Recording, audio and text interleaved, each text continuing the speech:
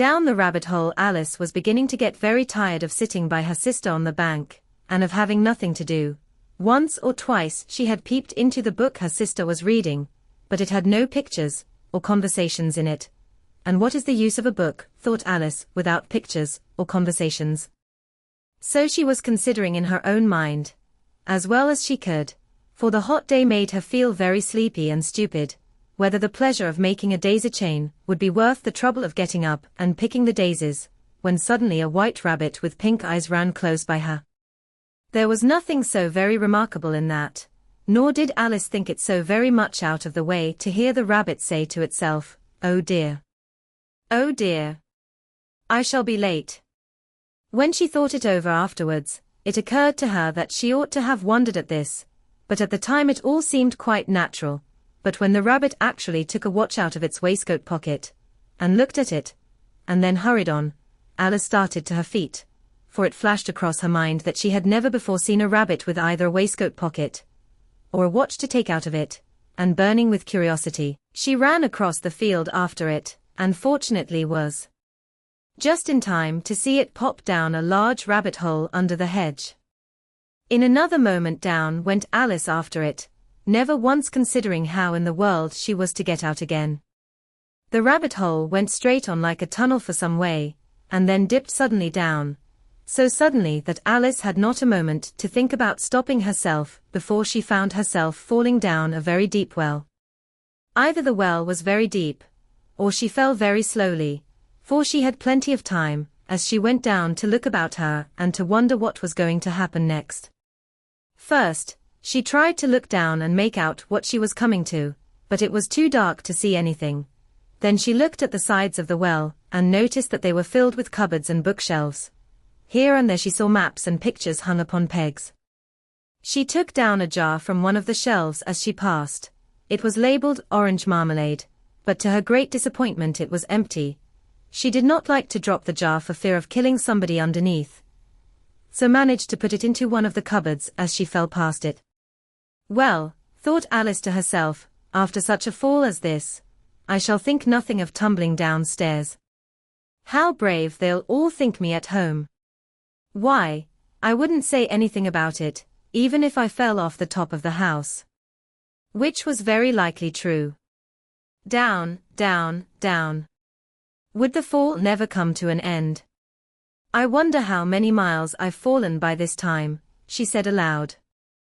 I must be getting somewhere near the center of the earth. Let me see, that would be 4,000 miles down, I think, for, you see, Alice had learnt several things of this sort in her lessons in the schoolroom, and though this was not a very good opportunity for showing off her knowledge, as there was no one to listen to her, still it was good practice to say it over. Yes, that's about the right distance, but then I wonder what latitude or longitude I've got to. Alice had no idea what latitude was, or longitude either, but thought they were nice grand words to say. Presently she began again. I wonder if I shall fall right through the earth. How funny it'll seem to come out among the people that walk with their heads downward. The antipathies, I think. She was rather glad there was no one listening, this time, as it didn't sound at all the right word, but I shall have to ask them what the name of the country is, you know. Please, is this New Zealand or Australia? And she tried to curtsy as she spoke. Fancy curtsying as you're falling through the air. Do you think you could manage it? And what an ignorant little girl she'll think me for asking. No, it'll never do to ask. Perhaps I shall see it written up somewhere. Down, down, down. There was nothing else to do, so Alice soon began talking again. Dinah'll miss me very much tonight, I should think. Dinah was the cat.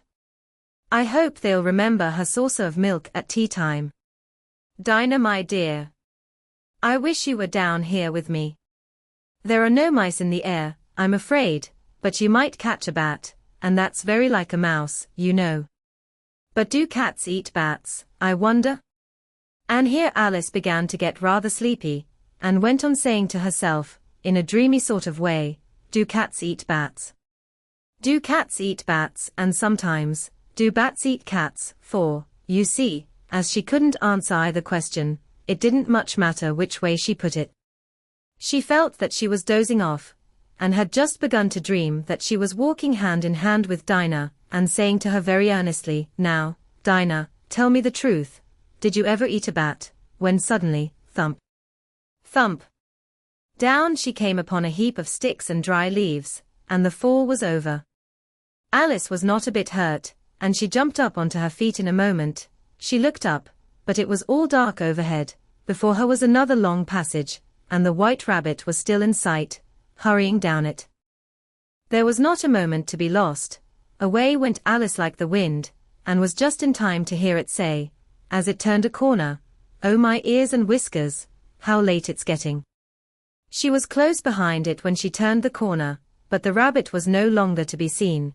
She found herself in a long, low hall, which was lit up by a row of lamps hanging from the roof.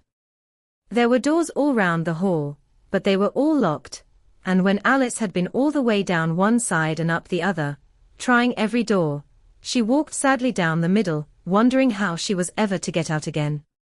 Suddenly she came upon a little three-legged table, all made of solid glass. There was nothing on it except a tiny golden key, and Alice's first thought was that it might belong to one of the doors of the hall, but alas! Either the locks were too large, or the key was too small, but at any rate it would not open any of them. However, on the second time round, she came upon a low curtain she had not noticed before, and behind it was a little door about 15 inches high. She tried the little golden key in the lock, and to her great delight it fitted. Alice opened the door and found that it led into a small passage, not much larger than a rat hole. She knelt down and looked along the passage into the loveliest garden you ever saw. How she longed to get out of that dark hall, and wander about among those beds of bright flowers and those cool fountains, but she could not even get her head through the doorway, and even if my head would go through, thought poor Alice, it would be of very little use without my shoulders. Oh, how I wish I could shut up like a telescope. I think I could, if I only knew how to begin. For, you see, so many out-of-the-way things had happened lately, that Alice had begun to think that very few things indeed were really impossible. There seemed to be no use in waiting by the little door, so she went back to the table, half hoping she might find another key on it, or at any rate a book of rules for shutting people up like telescopes. This time she found a little bottle on it, which certainly was not here before, said Alice, and round the neck of the bottle was a paper label, with the words "Drink Me" beautifully printed on it in large letters. It was all very well to say "Drink me," but the wise little Alice was not going to do that in a hurry.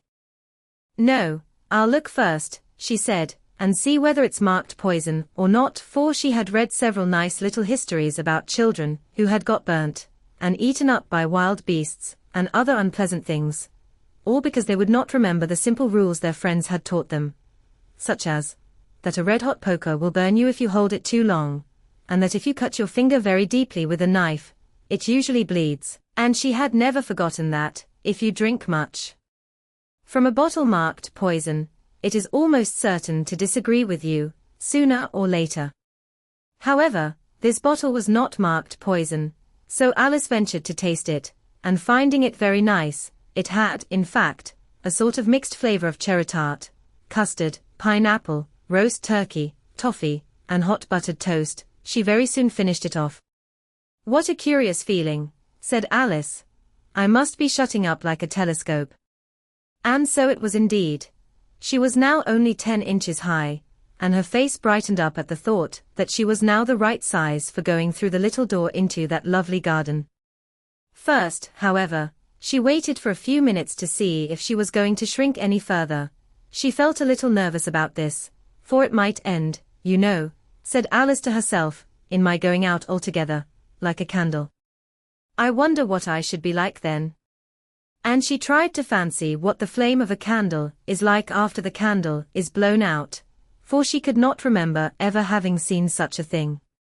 After a while, finding that nothing more happened, she decided on going into the garden at once, but, alas for poor Alice. When she got to the door, she found she had forgotten the little golden key, and when she went back to the table for it, she found she could not possibly reach it. She could see it quite plainly through the glass, and she tried her best to climb up one of the legs of the table, but it was too slippery. And when she had tired herself out with trying, the poor little thing sat down and cried. "Come, there's no use in crying like that," said Alice to herself, rather sharply. "I advise you to leave off this minute." She generally gave herself very good advice, though she very seldom followed it, and sometimes she scolded herself so severely as to bring tears into her eyes, and once she remembered trying to box her own ears for having cheated herself in a game of croquet she was playing against herself, for this curious child was very fond of pretending to be two people. But it's no use now, thought poor Alice, to pretend to be two people. Why, there's hardly enough of me left to make one respectable person.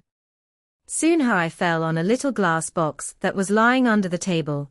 She opened it, and found in it a very small cake, on which the words, "Eat Emmy," were beautifully marked in currants.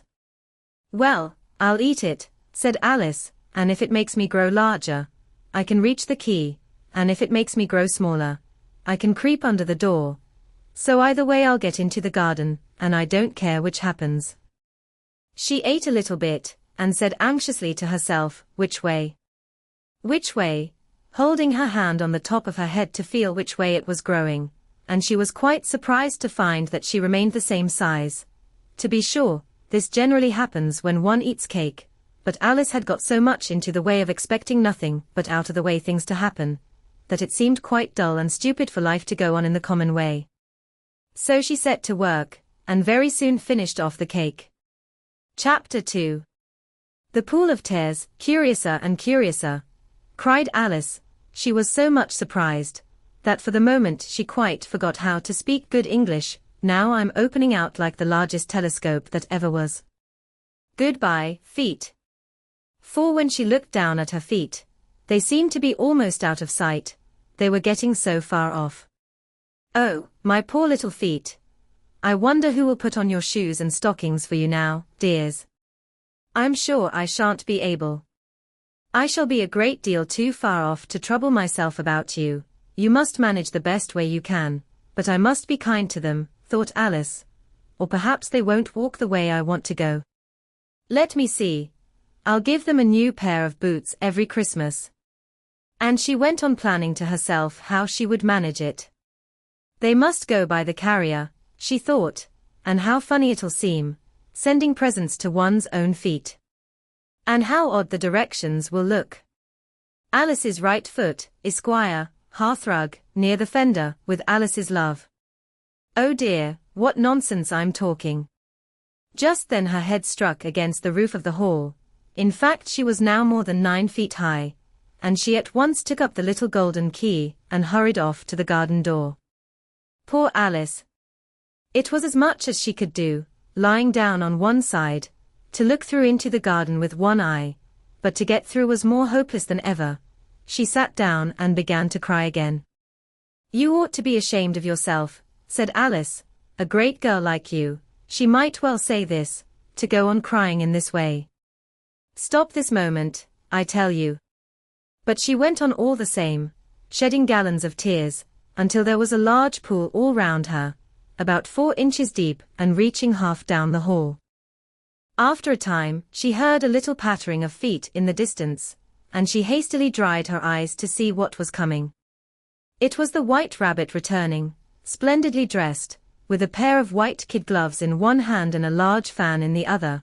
He came trotting along in a great hurry, muttering to himself as he came, "Oh, the Duchess, the Duchess. Oh, won't she be savage if I've kept her waiting?" Alice felt so desperate that she was ready to ask help of any one, so, when the rabbit came near her, she began, in a low, timid voice, "If you please, sir." The rabbit started violently, dropped the white kid gloves and the fan, and scurried away into the darkness as hard as he could go. Alice took up the fan and gloves, and as the hall was very hot, she kept fanning herself all the time she went on talking. "Dear, dear. How queer everything is today.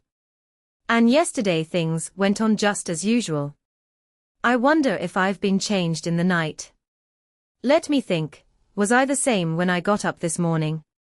I almost think I can remember feeling a little different. But if I'm not the same, the next question is, who in the world am I? Ah, that's the great puzzle. And she began thinking over all the children she knew that were of the same age as herself, to see if she could have been changed for any of them. I'm sure I'm not Ada, she said, for her hair goes in such long ringlets, and mine doesn't go in ringlets at all.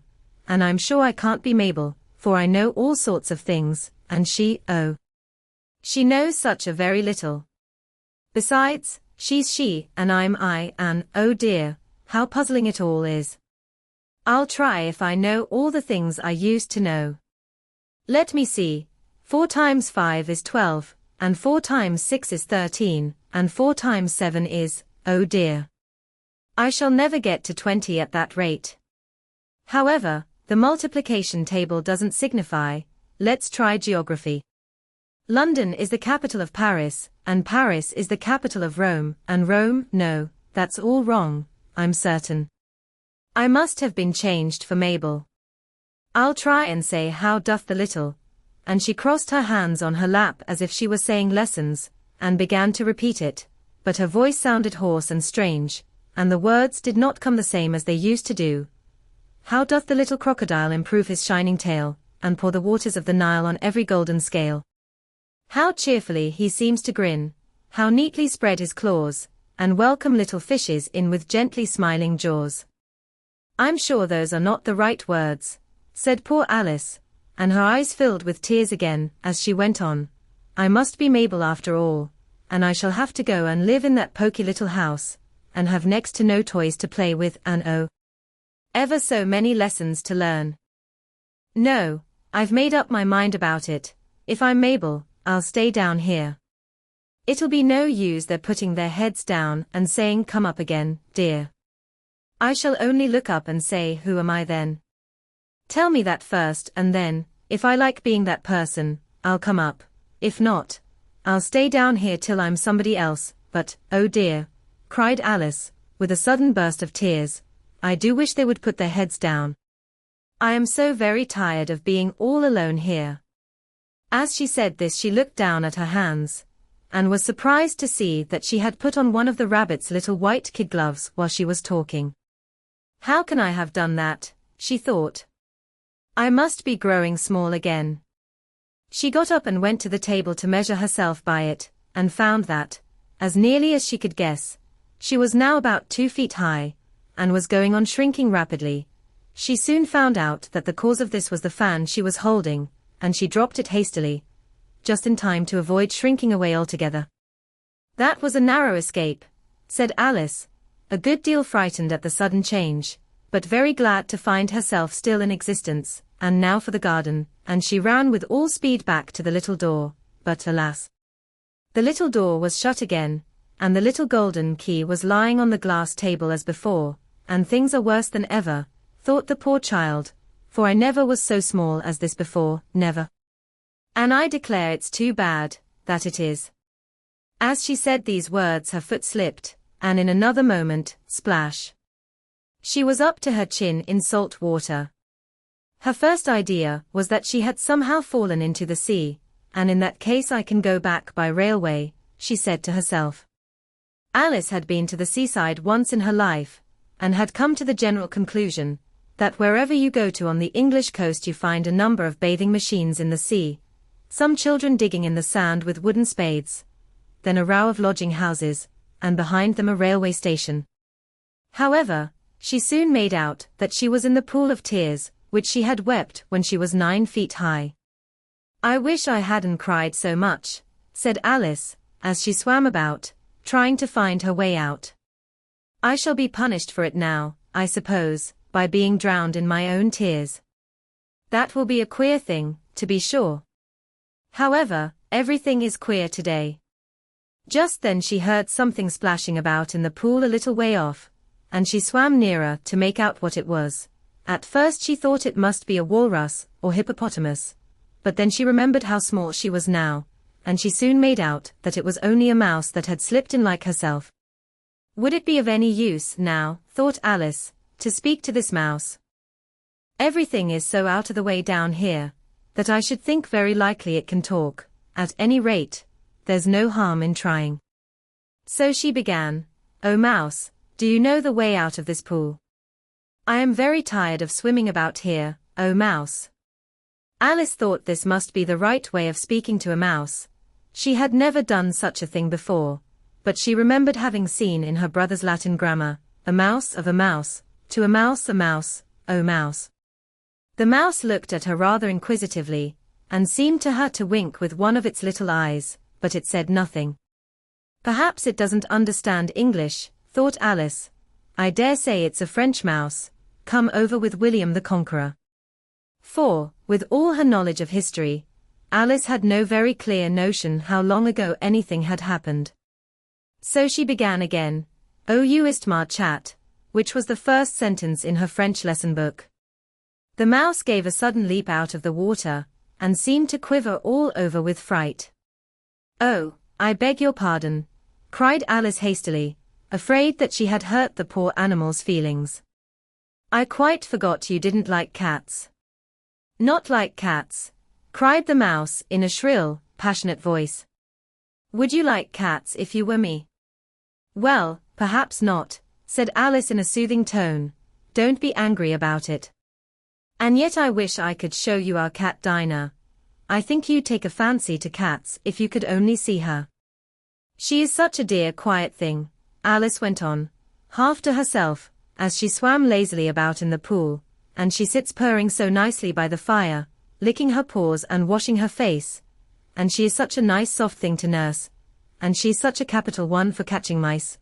"Oh, I beg your pardon," cried Alice again, for this time the mouse was bristling all over, and she felt certain it must be really offended.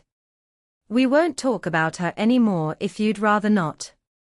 "We indeed," cried the mouse, who was trembling down to the end of his tail. "As if I would talk on such a subject. Our family always hated cats, nasty, low, vulgar things. Don't let me hear the name again." "I won't indeed," said Alice, in a great hurry to change the subject of conversation. Are you fond of dogs?" The mouse did not answer, so Alice went on eagerly. "There is such a nice little dog near our house I should like to show you. A little bright-eyed terrier, you know, with such long curly brown hair. And it'll fetch things when you throw them, and it'll sit up and beg for its dinner, and all sorts of things. I can't remember half of them, and it belongs to a farmer, you know, and he says it's so useful, it's worth £100. He says it kills all the rats and, oh dear," cried Alice in a sorrowful tone, "I'm afraid I've offended it again." For the mouse was swimming away from her as hard as it could go, and making quite a commotion in the pool as it went. So she called softly after it, "Mouse dear, do come back again, and we won't talk about cats or dogs either, if you don't like them." When the mouse heard this, it turned round and swam slowly back to her. Its face was quite pale, with passion, Alice thought, and it said in a low trembling voice, "Let us get to the shore, and then I'll tell you my history, and you'll understand why it is I hate cats and dogs."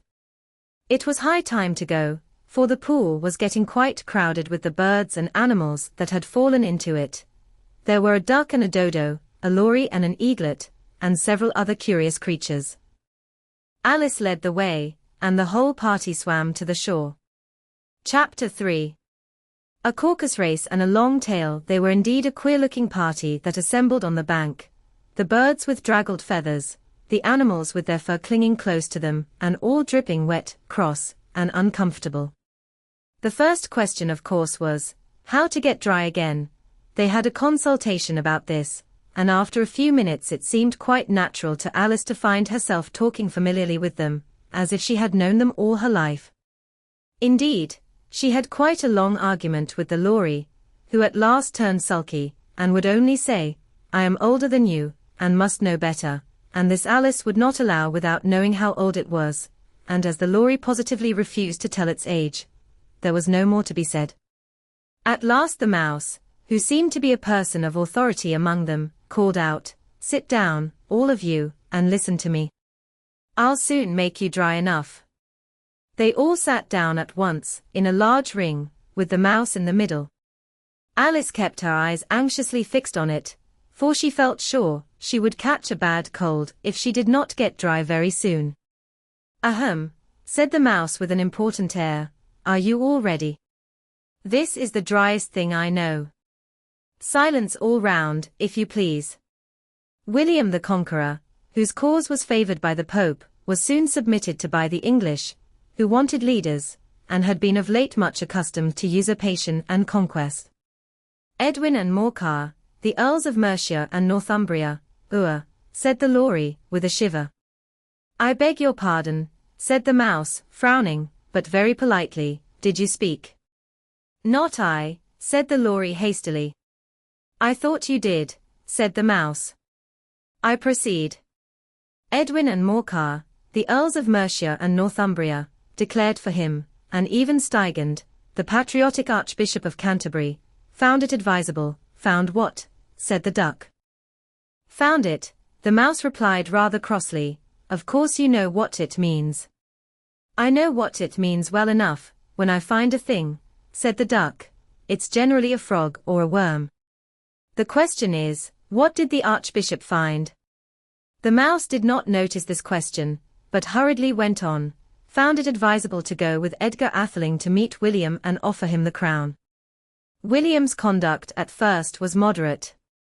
But the insolence of his Normans— "How are you getting on now, my dear?" it continued, turning to Alice as it spoke.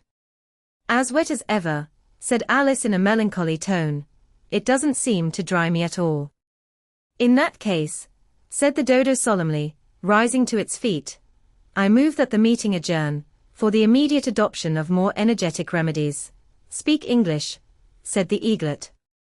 "I don't know the meaning of half those long words, and what's more, I don't believe you do either." And the eaglet bent down its head to hide a smile. Some of the other birds tittered audibly. "What I was going to say," said the dodo in an offended tone, "was that the best thing to get us dry would be a Caucus-Race."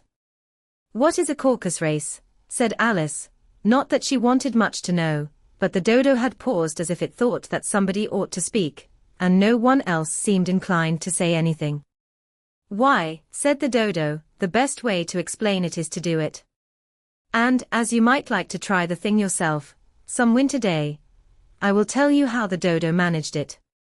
First it marked out a racecourse, in a sort of circle, the exact shape doesn't matter, it said, and then all the party were placed along the course, here and there. There was no 1, 2, 3 and away, but they began running when they liked, and left off when they liked, so that it was not easy to know when the race was over.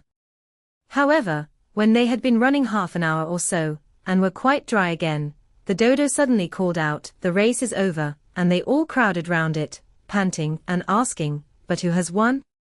This question the dodo could not answer without a great deal of thought, and it sat for a long time with one finger pressed upon its forehead, the position in which you usually see Shakespeare, in the pictures of him, while the rest waited in silence. At last the dodo said, 'Everybody has won, and all must have prizes.' 'But who is to give the prizes?' quite a chorus of voices asked.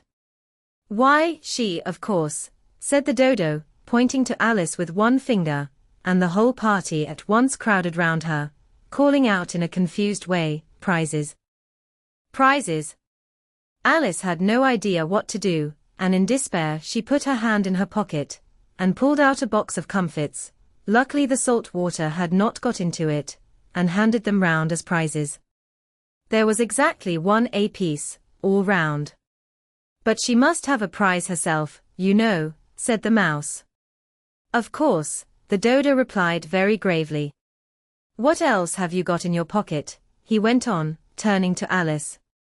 'Only a thimble,' said Alice sadly. 'Hand it over here,' said the dodo. Then they all crowded round her once more, while the dodo solemnly presented the thimble, saying, 'We beg your acceptance of this elegant thimble,' and when it had finished this short speech, they all cheered. Alice thought the whole thing very absurd, but they all looked so grave that she did not dare to laugh, and as she could not think of anything to say, she simply bowed, and took the thimble, looking as solemn as she could. The next thing was to eat the comfits. This caused some noise and confusion, as the large birds complained that they could not taste theirs, and the small ones choked and had to be patted on the back. However, it was over at last, and they sat down again in a ring, and begged the mouse to tell them something more. "You promised to tell me your history, you know," said Alice, "and why it is you hate C&D, she added in a whisper, half afraid that it would be offended again. "Mine is a long and a sad tale," said the mouse, turning to Alice and sighing. "It is a long tale, certainly," said Alice, looking down with wonder at the mouse's tail, "but why do you call it sad?" And she kept on puzzling about it while the mouse was speaking, so that her idea of the tale was something like this. Fury said to a mouse, that he met in the house, "Let us both go to law. I will prosecute you. Come, I'll take no denial, we must have a trial, for really this morning I've nothing to do." Said the mouse to the cur, "Such a trial, dear sir, with no jury or judge, would be wasting our breath." "I'll be judge, I'll be jury," said cunning old Fury. "I'll try the whole cause, and condemn you to death." "You are not attending," said the mouse to Alice severely. "What are you thinking of?" "I beg your pardon," said Alice very humbly, "you had got to the fifth bend, I think." "I had not," cried the mouse, sharply and very angrily. "A not," said Alice, always ready to make herself useful, and looking anxiously about her. "Oh, do let me help to undo it." "I shall do nothing of the sort," said the mouse, getting up and walking away.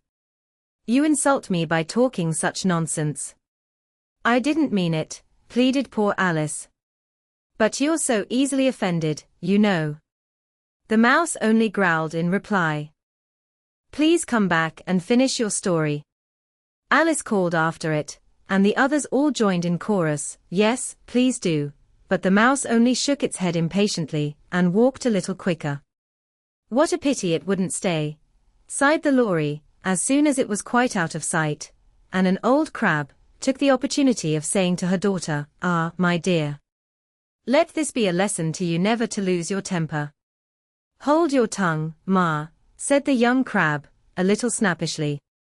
"You're enough to try the patience of an oyster." "I wish I had our Dinah here, I know I do," said Alice aloud, addressing nobody in particular. "She'd soon fetch it back." "And who is Dinah, if I might venture to ask the question?" said the lory. Alice replied eagerly, for she was always ready to talk about her pet. "Dinah's our cat. And she's such a capital one for catching mice you can't think. And oh, I wish you could see her after the birds. Why, she'll eat a little bird as soon as look at it." This speech caused a remarkable sensation among the party. Some of the birds hurried off at once. One old magpie began wrapping itself up very carefully, remarking, "I really must be getting home, the night air doesn't suit my throat," and a canary called out in a trembling voice to its children, "Come away, my dears. It's high time you were all in bed." On various pretexts they all moved off, and Alice was soon left alone. "I wish I hadn't mentioned Dinah," she said to herself in a melancholy tone. "Nobody seems to like her down here, and I'm sure she's the best cat in the world. Oh, my dear Dinah, I wonder if I shall ever see you any more." And here poor Alice began to cry again, for she felt very lonely and low-spirited. In a little while, however, she again heard a little pattering of footsteps in the distance, and she looked up eagerly, half hoping that the mouse had changed his mind, and was coming back to finish his story. Chapter 4. The rabbit sends in a little bill. It was the white rabbit, trotting slowly back again, and looking anxiously about as it went, as if it had lost something, and she heard it muttering to itself, "The Duchess. The Duchess. Oh my dear paws. Oh my fur and whiskers. She'll get me executed, as sure as ferrets are ferrets. Where can I have dropped them, I wonder?" Alice guessed in a moment that it was looking for the fan and the pair of white kid gloves, and she very good-naturedly began hunting about for them, but they were nowhere to be seen. Everything seemed to have changed since her swim in the pool, and the great hall, with the glass table and the little door, had vanished completely. Very soon the rabbit noticed Alice, as she went hunting about, and called out to her in an angry tone, "Why, Mary Ann, what are you doing out here? Run home this moment, and fetch me a pair of gloves and a fan. Quick, now." And Alice was so much frightened that she ran off at once in the direction it pointed to, without trying to explain the mistake it had made. "He took me for his housemaid," she said to herself as she ran. "How surprised he'll be when he finds out who I am. But I'd better take him his fan and gloves, that is, if I can find them." As she said this, she came upon a neat little house, on the door of which was a bright brass plate with the name W. Rabbit engraved upon it. She went in without knocking, and hurried upstairs, in great fear lest she should meet the real Mary Ann, and be turned out of the house before she had found the fan and gloves. "How queer it seems," Alice said to herself, "to be going messages for Rabbit. I suppose Dinah'll be sending me on messages next." And she began fancying the sort of thing that would happen. "Miss Alice, come here directly, and get ready for your walk." "Coming in a minute, nurse. But I've got to see that the mouse doesn't get out. Only I don't think," Alice went on, "that they'd let Dinah stop in the house if it began ordering people about like that." By this time, she had found her way into a tidy little room with a table in the window, and on it, as she had hoped, a fan and 2 or 3 pairs of tiny white kid gloves. She took up the fan and a pair of the gloves, and was just going to leave the room, when her eye fell upon a little bottle that stood near the looking-glass. There was no label this time with the words, "Drink me," but nevertheless she uncorked it and put it to her lips. "I know something interesting is sure to happen," she said to herself, "whenever I eat or drink anything. So I'll just see what this bottle does. I do hope it'll make me grow large again, for really I'm quite tired of being such a tiny little thing." It did so indeed, and much sooner than she had expected. Before she had drunk half the bottle, she found her head pressing against the ceiling, and had to stoop to save her neck from being broken. She hastily put down the bottle, saying to herself, "That's quite enough. I hope I shan't grow any more. As it is, I can't get out at the door. I do wish I hadn't drunk quite so much." Alas! It was too late to wish that. She went on growing, and very soon had to kneel down on the floor. In another minute there was not even room for this, and she tried the effect of lying down with one elbow against the door, and the other arm curled round her head. Still she went on growing, and as a last resource, she put one arm out of the window, and one foot up the chimney, and said to herself, "Now I can do no more, whatever happens. What will become of me?" Luckily for Alice, the little magic bottle had now had its full effect, and she grew no larger. Still it was very uncomfortable, and as there seemed to be no sort of chance of her ever getting out of the room again, no wonder she felt unhappy. It was much pleasanter at home, thought poor Alice, when one wasn't always growing larger and smaller, and being ordered about by mice and rabbits. "I almost wish I hadn't gone down that rabbit hole, and yet, it's rather curious, you know, this sort of life. I do wonder what can have happened to me. When I used to read fairy tales, I fancied that kind of thing never happened, and now here I am in the middle of one. There ought to be a book written about me, that there ought. And when I grow up, I'll write one, but I'm grown up now," she added in a sorrowful tone. "At least there's no room to grow up any more here. But then," thought Alice, "shall I never get any older than I am now? That'll be a comfort, one way, never to be an old woman, but then, always to have lessons to learn. Oh, I shouldn't like that." "Oh, you foolish Alice," she answered herself. "How can you learn lessons in here? Why, there's hardly room for you, and no room at all for any lesson books." And so she went on, taking first one side and then the other, and making quite a conversation of it altogether. But after a few minutes she heard a voice outside, and stopped to listen. "Mary Ann. Mary Ann," said the voice. "Fetch me my gloves this moment." Then came a little pattering of feet on the stairs. Alice knew it was the rabbit coming to look for her, and she trembled till she shook the house, quite forgetting that she was now about 1,000 times as large as the rabbit, and had no reason to be afraid of it. Presently the rabbit came up to the door, and tried to open it, but as the door opened inwards, and Alice's elbow was pressed hard against it, that attempt proved a failure. Alice heard it say to itself, "Then I'll go round and get in at the window." "That you won't," thought Alice, and after waiting till she fancied she heard the rabbit just under the window, she suddenly spread out her hand and made a snatch in the air.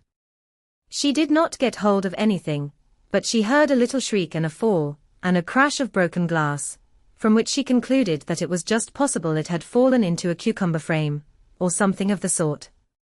Next came an angry voice, the rabbit's, "Pat! Pat!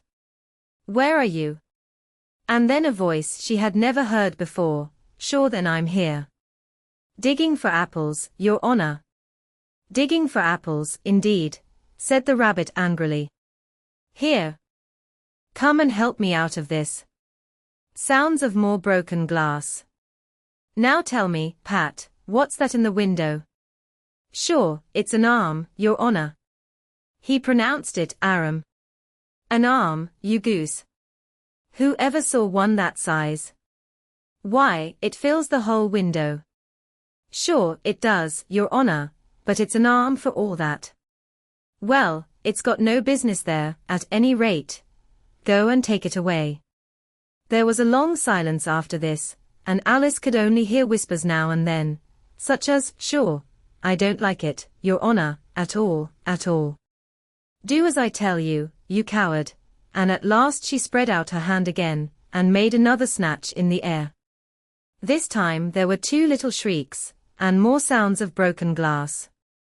"What a number of cucumber frames there must be," thought Alice. "I wonder what they'll do next. As for pulling me out of the window, I only wish they could. I'm sure I don't want to stay in here any longer." She waited for some time without hearing anything more. At last came a rumbling of little cartwheels, and the sound of a good many voices all talking together. She made out the words, "Where's the other ladder? Why, I hadn't to bring but one, Bill's got the other, Bill. Fetch it here, lad, here, put 'em up at this corner, no, tie 'em together first, they don't reach half high enough yet, oh. They'll do well enough, don't be particular, here, Bill. Catch hold of this rope, will the roof bear? Mind that loose slate, oh, it's coming down. Heads below." A loud crash, now, who did that? It was Bill, I fancy. "Who's to go down the chimney?" "Nay, I shan't." "You do it." "That I won't, then, Bill's to go down, here, Bill. The master says you're to go down the chimney." "Oh. So Bill's got to come down the chimney, has he?" said Alice to herself.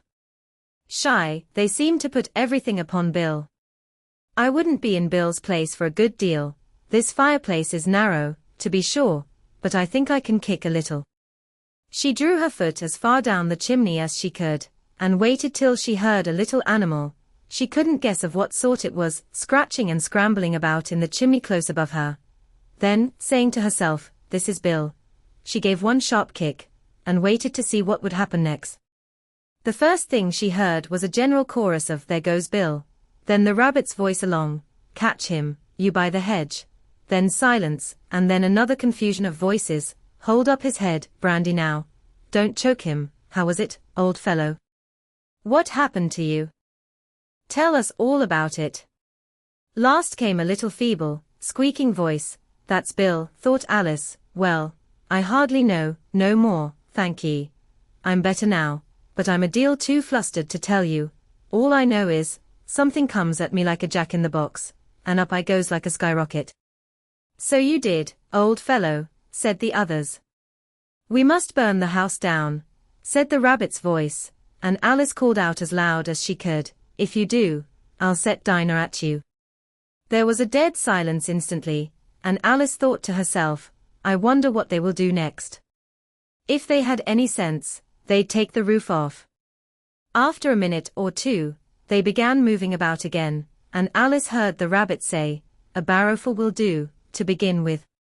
A barrowful of what, thought Alice, but she had not long to doubt, for the next moment a shower of little pebbles came rattling in at the window, and some of them hit her in the face. "I'll put a stop to this," she said to herself, and shouted out, "You'd better not do that again," which produced another dead silence. Alice noticed with some surprise that the pebbles were all turning into little cakes as they lay on the floor, and a bright idea came into her head. "If I eat one of these cakes," she thought, "it's sure to make some change in my size, and as it can't possibly make me larger, it must make me smaller, I suppose." So she swallowed one of the cakes, and was delighted to find that she began shrinking directly. As soon as she was small enough to get through the door, she ran out of the house, and found quite a crowd of little animals and birds waiting outside. The poor little lizard, Bill, was in the middle, being held up by 2 guinea pigs, who were giving it something out of a bottle. They all made a rush at Alice the moment she appeared, but she ran off as hard as she could, and soon found herself safe in a thick wood. "The first thing I've got to do," said Alice to herself, as she wandered about in the wood, "is to grow to my right size again, and the second thing is to find my way into that lovely garden. I think that will be the best plan." It sounded an excellent plan, no doubt, and very neatly and simply arranged.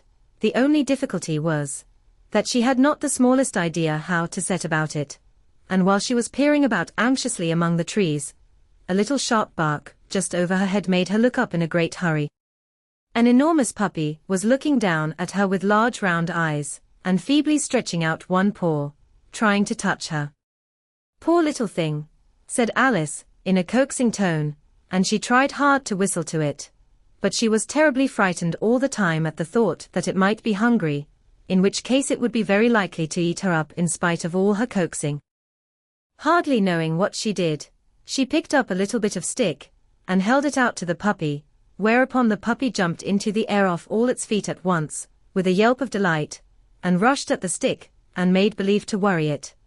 Then Alice dodged behind a great thistle, to keep herself from being run over, and the moment she appeared on the other side, the puppy made another rush at the stick, and tumbled head over heels in its hurry to get hold of it. Then Alice, thinking it was very like having a game of play with a cart horse, and expecting every moment to be trampled under its feet, ran round the thistle again. Then the puppy began a series of short charges at the stick, running a very little way forwards each time and a long way back, and barking hoarsely all the while, till at last it sat down a good way off, panting, with its tongue hanging out of its mouth, and its great eyes half shut. This seemed to Alice a good opportunity for making her escape, so she set off at once, and ran till she was quite tired and out of breath, until the puppy's bark sounded quite faint in the distance. "And yet what a dear little puppy it was," said Alice, as she leant against a buttercup to rest herself, and fanned herself with one of the leaves. "I should have liked teaching it tricks very much, if I'd only been the right size to do it. Oh dear. I'd nearly forgotten that I've got to grow up again. Let me see, how is it to be managed? I suppose I ought to eat or drink something or other, but the great question is, what?" The great question certainly was, what? Alice looked all round her at the flowers and the blades of grass, but she did not see anything that looked like the right thing to eat or drink under the circumstances. There was a large mushroom growing near her, about the same height as herself, and when she had looked under it, and on both sides of it, and behind it, it occurred to her that she might as well look and see what was on the top of it. She stretched herself up on tiptoe, and peeped over the edge of the mushroom, and her eyes immediately met those of a large blue caterpillar, that was sitting on the top with its arms folded, quietly smoking a long hookah, and taking not the smallest notice of her or of anything else. Chapter 5. Advice from a Caterpillar. The caterpillar and Alice looked at each other for some time in silence. At last the caterpillar took the hookah out of its mouth, and addressed her in a languid, sleepy voice. "Who are you?" said the caterpillar. This was not an encouraging opening for a conversation. Alice replied, rather shyly, I hardly know, sir, just at present, At least I know who I was when I got up this morning, but I think I must have been changed several times since then." "What do you mean by that?" said the caterpillar sternly. "Explain yourself." "I can't explain myself, I'm afraid, sir," said Alice, "because I'm not myself, you see." "I don't see," said the caterpillar. "I'm afraid I can't put it more clearly," Alice replied very politely, "for I can't understand it myself to begin with, and being so many different sizes in a day is very confusing." "It isn't," said the caterpillar. "Well, perhaps you haven't found it so yet," said Alice, "but when you have to turn into a chrysalis, you will someday, you know, and then after that into a butterfly. I should think you'll feel it a little queer, won't you?" "Not a bit," said the caterpillar. "Well, perhaps your feelings may be different," said Alice. "All I know is, it would feel very queer to me." "You," said the caterpillar contemptuously. "Who are you?" Which brought them back again to the beginning of the conversation. Alice felt a little irritated at the caterpillars making such very short remarks, and she drew herself up and said, very gravely, "I think you ought to tell me who you are first." "Why?" said the caterpillar. Here was another puzzling question, and as Alice could not think of any good reason, and as the caterpillar seemed to be in a very unpleasant state of mind, she turned away. "Come back," the caterpillar called after her. "I've something important to say." This sounded promising. Certainly, Alice turned and came back again. "Keep your temper," said the caterpillar. "Is that all?" said Alice, swallowing down her anger as well as she could. "No," said the caterpillar. Alice thought she might as well wait, as she had nothing else to do, and perhaps after all it might tell her something worth hearing. For some minutes it puffed away without speaking, but at last it unfolded its arms, took the hookah out of its mouth again, and said, "So you think you're changed, do you?" "I'm afraid I am, sir," said Alice. "I can't remember things as I used, and I don't keep the same size for 10 minutes together." "Can't remember what things?" said the caterpillar. "Well, I've tried to say, how doth the little busy bee, but it all came different." Alice replied in a very melancholy voice. "Repeat, you are old, Father William," said the caterpillar. Alice folded her hands and began, "You are old, Father William," the young man said, "and your hair has become very white, and yet you incessantly stand on your head. Do you think, at your age, it is right?" "In my youth," Father William replied to his son, "I feared it might injure the brain, but now that I'm perfectly sure I have none, why, I do it again and again." "You are old," said the youth, "as I mentioned before, and have grown most uncommonly fat, yet you turned a back somersault in at the door. Pray, what is the reason of that?" "In my youth," said the sage, as he shook his grey locks, "I kept all my limbs very supple by the use of this ointment. 1 shilling the box, allow me to sell you a couple." "You are old," said the youth, "and your jaws are too weak for anything tougher than suet, yet you finished the goose, with the bones and the beak. Pray, how did you manage to do it?" "In my youth," said his father, "I took to the law, and argued each case with my wife, and the muscular strength, which it gave to my jaw, has lasted the rest of my life." "You are old," said the youth, "one would hardly suppose that your eye was as steady as ever, yet you balanced an eel on the end of your nose. What made you so awfully clever?" "I have answered 3 questions, and that is enough," said his father. "Don't give yourself airs. Do you think I can listen all day to such stuff? Be off, or I'll kick you downstairs." "That is not said right," said the caterpillar. "Not quite right, I'm afraid," said Alice, timidly. "Some of the words have got altered." "It is wrong from beginning to end," said the caterpillar decidedly, and there was silence for some minutes. The caterpillar was the first to speak. "What size do you want to be?" it asked. "Oh, I'm not particular as to size," Alice hastily replied. "Only one doesn't like changing so often, you know." "I don't know," said the caterpillar. Alice said nothing. She had never been so much contradicted in her life before, and she felt that she was losing her temper. "Are you content now?" said the caterpillar. "Well, I should like to be a little larger, sir, if you wouldn't mind," said Alice. 3 inches is such a wretched height to be." "It is a very good height indeed," said the caterpillar angrily, rearing itself upright as it spoke. It was exactly 3 inches high. "But I'm not used to it," pleaded poor Alice in a piteous tone. And she thought of herself, "I wish the creatures wouldn't be so easily offended." "You'll get used to it in time," said the caterpillar, and it put the hookah into its mouth and began smoking again. This time Alice waited patiently until it chose to speak again. In a minute or two the caterpillar took the hookah out of its mouth and yawned once or twice, and shook itself. Then it got down off the mushroom, and crawled away in the grass, merely remarking as it went, "One side will make you grow taller, and the other side will make you grow shorter." "One side of what?" "The other side of what?" thought Alice to herself. "Of the mushroom," said the caterpillar, just as if she had asked it aloud, and in another moment it was out of sight. Alice remained looking thoughtfully at the mushroom for a minute, trying to make out which were the 2 sides of it, and as it was perfectly round, she found this a very difficult question. However, at last she stretched her arms round it as far as they would go, and broke off a bit of the edge with each hand. "And now which is which?" she said to herself, and nibbled a little of the right-hand bit to try the effect. The next moment she felt a violent blow underneath her chin. It had struck her foot. She was a good deal frightened by this very sudden change, but she felt that there was no time to be lost, as she was shrinking rapidly.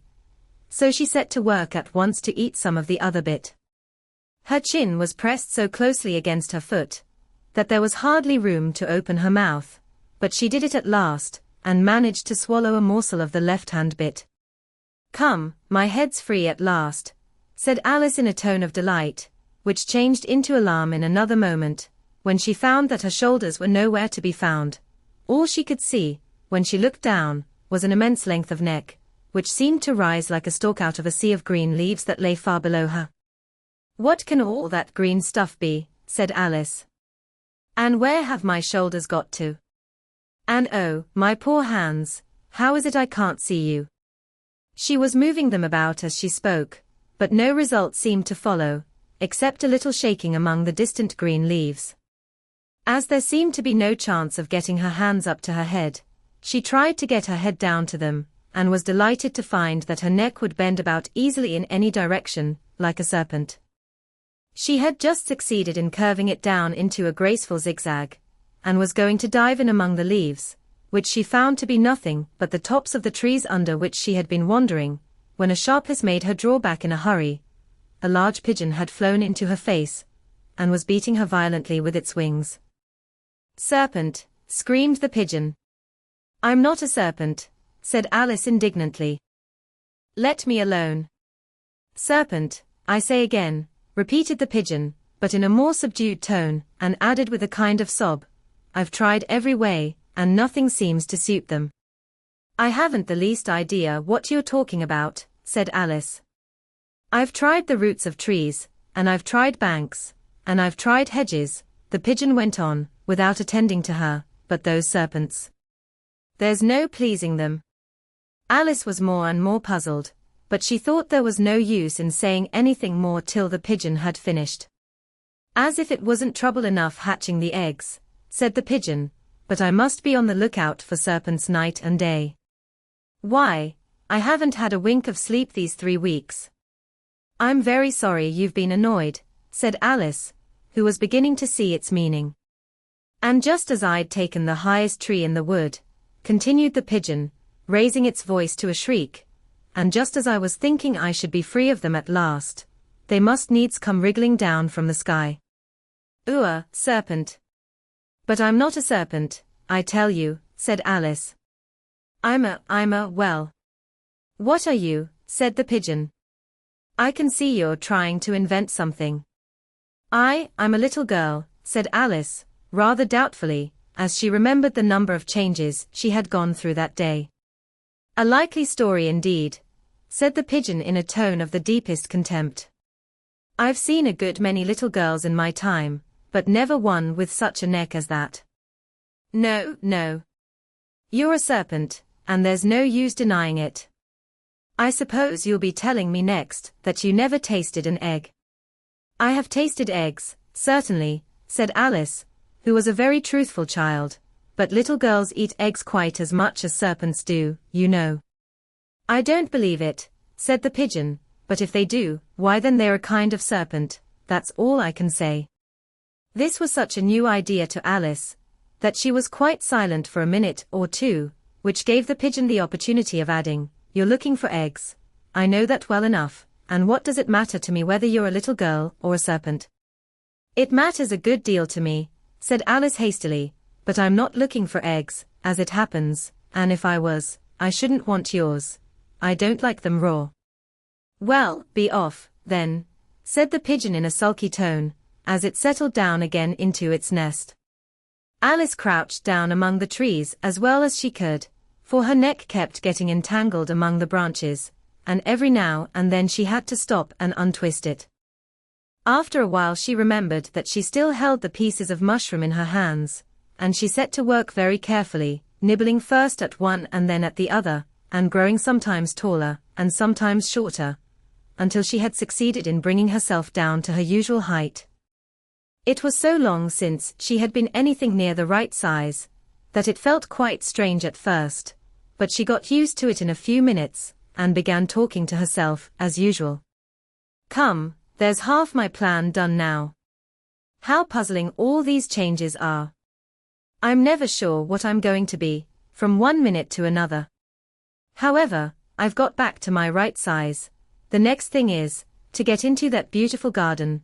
How is that to be done, I wonder?" As she said this, she came suddenly upon an open place, with a little house in it about 4 feet high. "Whoever lives there," thought Alice, "it'll never do to come upon them this size. Why? I should frighten them out of their wits." So she began nibbling at the right-hand bit again, and did not venture to go near the house till she had brought herself down to 9 inches high. Chapter 6. Pig and Pepper. For a minute or two she stood looking at the house, and wondering what to do next, when suddenly a footman in livery came running out of the wood. She considered him to be a footman, because he was in livery. Otherwise, judging by his face only, she would have called him a fish, and rapped loudly at the door with his knuckles. It was opened by another footman in livery, with a round face, and large eyes like a frog, and both footmen, Alice noticed, had powdered hair that curled all over their heads. She felt very curious to know what it was all about, and crept a little way out of the wood to listen. The fish footman began by producing from under his arm a great letter, nearly as large as himself, and this he handed over to the other, saying, in a solemn tone, "For the Duchess. An invitation from the Queen to play croquet." The frog footman repeated, in the same solemn tone, only changing the order of the words a little, "From the Queen. An invitation for the Duchess to play croquet." Then they both bowed low, and their curls got entangled together. Alice laughed so much at this, that she had to run back into the wood for fear of their hearing her, and when she next peeped out the fish footman was gone, and the other was sitting on the ground near the door, staring stupidly up into the sky. Alice went timidly up to the door and knocked. "There's no sort of use in knocking," said the footman, "and that for 2 reasons. First, because I'm on the same side of the door as you are. Secondly, because they are making such a noise inside, no one could possibly hear you." And certainly, there was a most extraordinary noise going on within. A constant howling and sneezing, and every now and then a great crash, as if a dish or kettle had been broken to pieces. "Please, then," said Alice, "how am I to get in?" "There might be some sense in your knocking," the footman went on without attending to her, "if we had the door between us. For instance, if you were inside, you might knock, and I could let you out, you know." He was looking up into the sky all the time he was speaking, and this Alice thought decidedly uncivil. "But perhaps he can't help it," she said to herself, "his eyes are so very nearly at the top of his head." But at any rate he might answer questions. How am I to get in? She repeated, aloud. I shall sit here, the footman remarked, till tomorrow. At this moment the door of the house opened, and a large plate came skimming out, straight at the footman's head. It just grazed his nose, and broke to pieces against one of the trees behind him.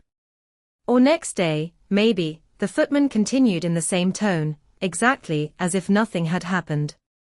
How am I to get in? Asked Alice again, in a louder tone. Are you to get in at all? Said the footman. That's the first question, you know. It was, no doubt. Only Alice did not like to be told so. It's really dreadful, she muttered to herself, the way all the creatures argue. It's enough to drive one crazy. The footman seemed to think this a good opportunity for repeating his remark, with variations. I shall sit here, he said, on and off, for days and days. But what am I to do? Said Alice. Anything you like, said the footman, and began whistling. Oh, there's no use in talking to him, said Alice desperately, he's perfectly idiotic. And she opened the door and went in. The door led right into a large kitchen, which was full of smoke from one end to the other.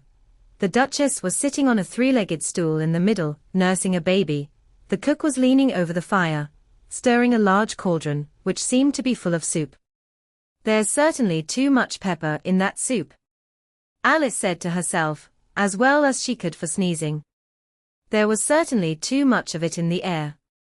Even the Duchess sneezed occasionally, and as for the baby, it was sneezing and howling alternately without a moment's pause. The only things in the kitchen that did not sneeze were the cook and a large cat, which was sitting on the hearth and grinning from ear to ear. Please would you tell me, said Alice, a little timidly, for she was not quite sure whether it was good manners for her to speak first, why your cat grins like that. It's a Cheshire Cat, said the Duchess, and that's why. Pig.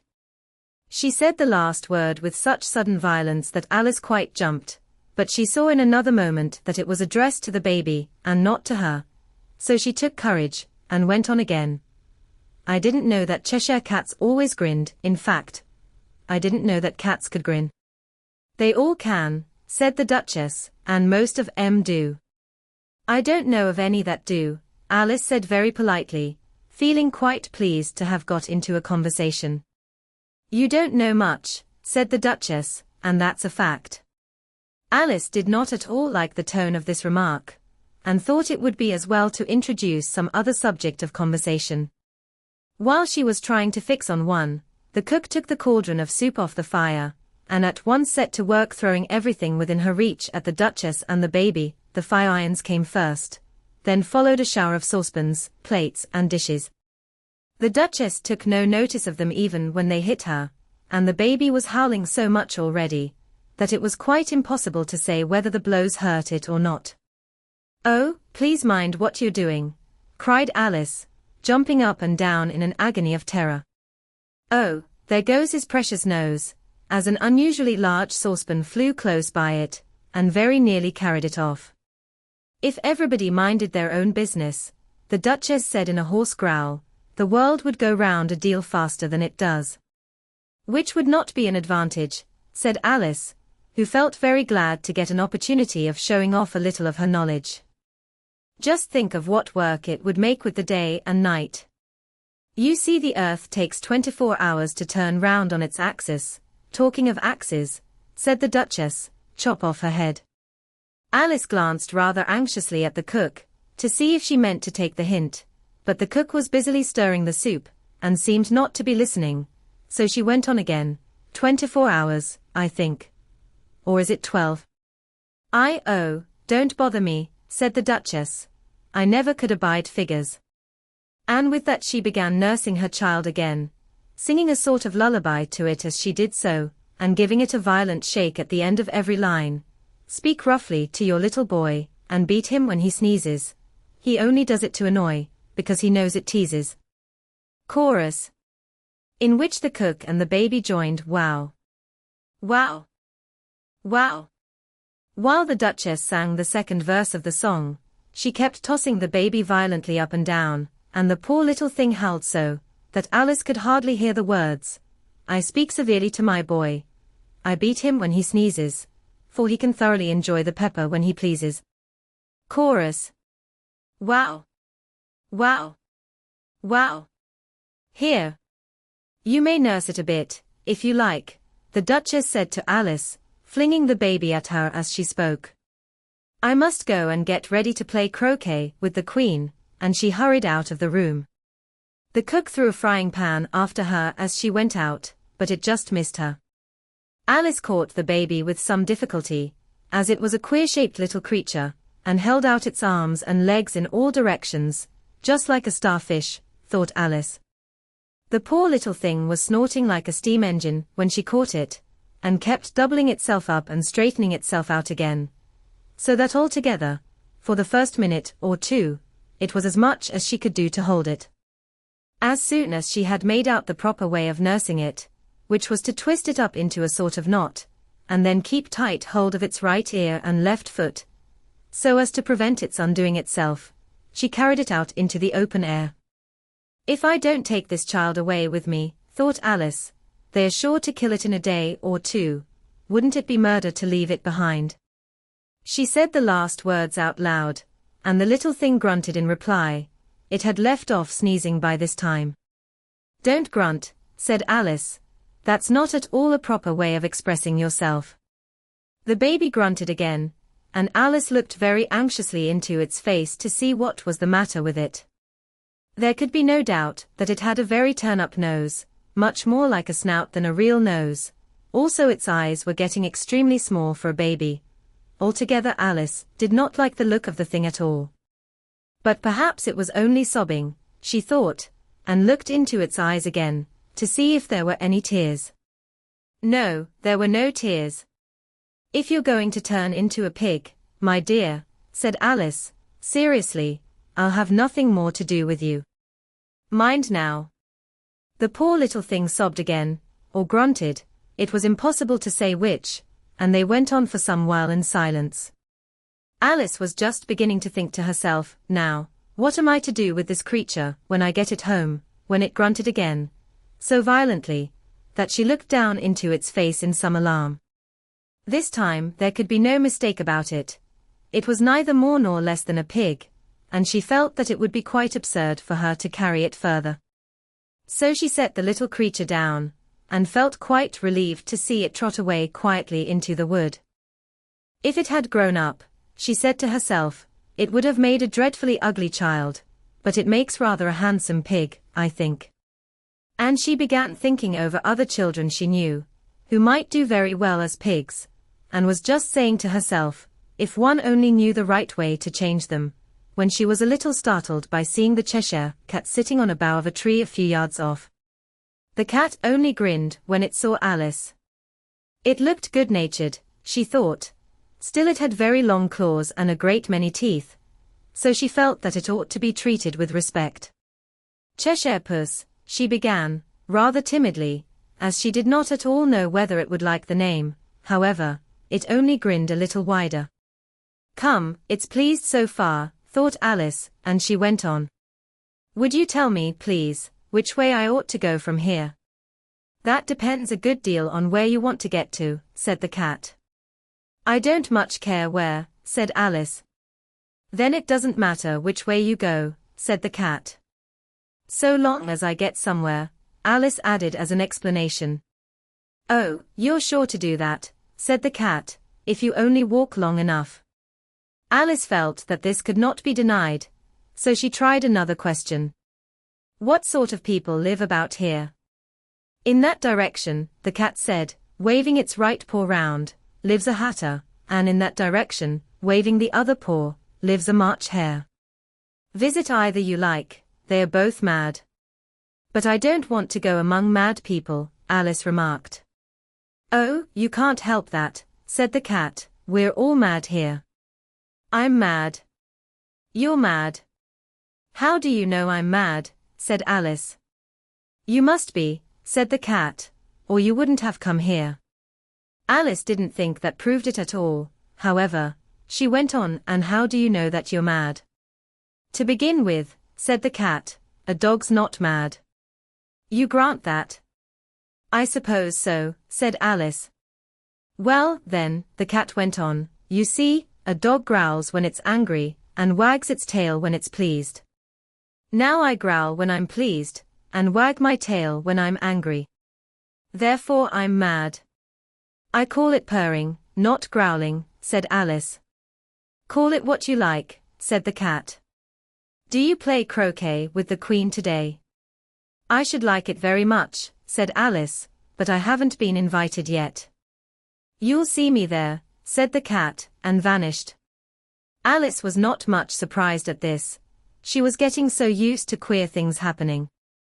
While she was looking at the place where it had been, it suddenly appeared again. By the by, what became of the baby, said the cat. I'd nearly forgotten to ask. It turned into a pig, Alice quietly said, just as if it had come back in a natural way. I thought it would, said the cat, and vanished again. Alice waited a little, half expecting to see it again, but it did not appear, and after a minute or two she walked on in the direction in which the March Hare was said to live. I've seen hatters before, she said to herself. The March Hare will be much the most interesting, and perhaps as this is May it won't be raving mad, at least not so mad as it was in March. As she said this, she looked up, and there was the cat again, sitting on a branch of a tree. Did you say pig, or fig, said the cat. I said pig, replied Alice, and I wish you wouldn't keep appearing and vanishing so suddenly, you make one quite giddy. All right, said the cat, and this time it vanished quite slowly, beginning with the end of the tail, and ending with the grin, which remained some time after the rest of it had gone. Well, I've often seen a cat without a grin, thought Alice, but a grin without a cat. It's the most curious thing I ever saw in my life. She had not gone much farther before she came in sight of the house of the March Hare. She thought it must be the right house, because the chimneys were shaped like ears and the roof was thatched with fur. It was so large a house that she did not like to go nearer till she had nibbled some more of the left-hand bit of mushroom, and raised herself to about 2 feet high. Even then she walked up towards it rather timidly, saying to herself, suppose it should be raving mad after all. I almost wish I'd gone to see the Hatter instead. Chapter 7. A mad tea party. There was a table set out under a tree in front of the house, and the March Hare and the Hatter were having tea at it. The Dormouse was sitting between them, fast asleep, and the other two were using it as a cushion, resting their elbows on it, and talking over its head. Very uncomfortable for the Dormouse, thought Alice, only, as it's asleep, I suppose it doesn't mind. The table was a large one, but the three were all crowded together at one corner of it. No room. No room, they cried out when they saw Alice coming. There's plenty of room, said Alice indignantly, and she sat down in a large armchair at one end of the table. Have some wine, the March Hare said in an encouraging tone. Alice looked all round the table, but there was nothing on it but tea. I don't see any wine, she remarked. There isn't any, said the March Hare. Then it wasn't very civil of you to offer it, said Alice angrily. It wasn't very civil of you to sit down without being invited, said the March Hare. I didn't know it was your table, said Alice. It's laid for a great many more than 3. Your hair wants cutting, said the Hatter. He had been looking at Alice for some time with great curiosity, and this was his first speech. You should learn not to make personal remarks, Alice said with some severity, it's very rude. The Hatter opened his eyes very wide on hearing this, but all he said was, why is a raven like a writing desk? Come, we shall have some fun now, thought Alice. I'm glad they've begun asking riddles. I believe I can guess that, she added aloud.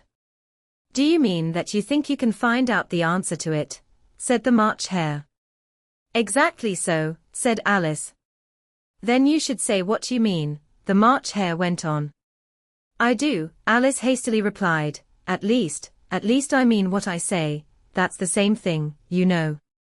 Not the same thing a bit, said the Hatter. You might just as well say that I see what I eat is the same thing as I eat what I see. You might just as well say, added the March Hare, that I like what I get is the same thing as I get what I like. You might just as well say, added the Dormouse, who seemed to be talking in his sleep, that I breathe when I sleep is the same thing as I sleep when I breathe. It is the same thing with you, said the Hatter, and here the conversation dropped, and the party sat silent for a minute, while Alice thought over all she could remember about ravens and writing desks, which wasn't much. The Hatter was the first to break the silence. What day of the month is it? He said, turning to Alice. He had taken his watch out of his pocket, and was looking at it uneasily, shaking it every now and then, and holding it to his ear. Alice considered a little, and then said the 4th. 2 days wrong, sighed the Hatter. I told you butter wouldn't suit the works, he added looking angrily at the March Hare. It was the best butter, the March Hare meekly replied. Yes, but some crumbs must have got in as well, the Hatter grumbled. You shouldn't have put it in with the bread knife. The March Hare took the watch and looked at it gloomily.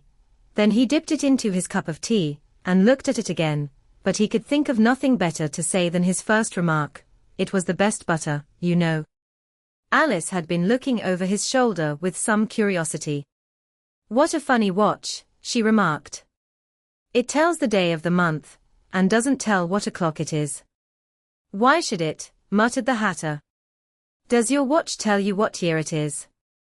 Of course not, Alice replied very readily, but that's because it stays the same year for such a long time together. Which is just the case with mine, said the Hatter.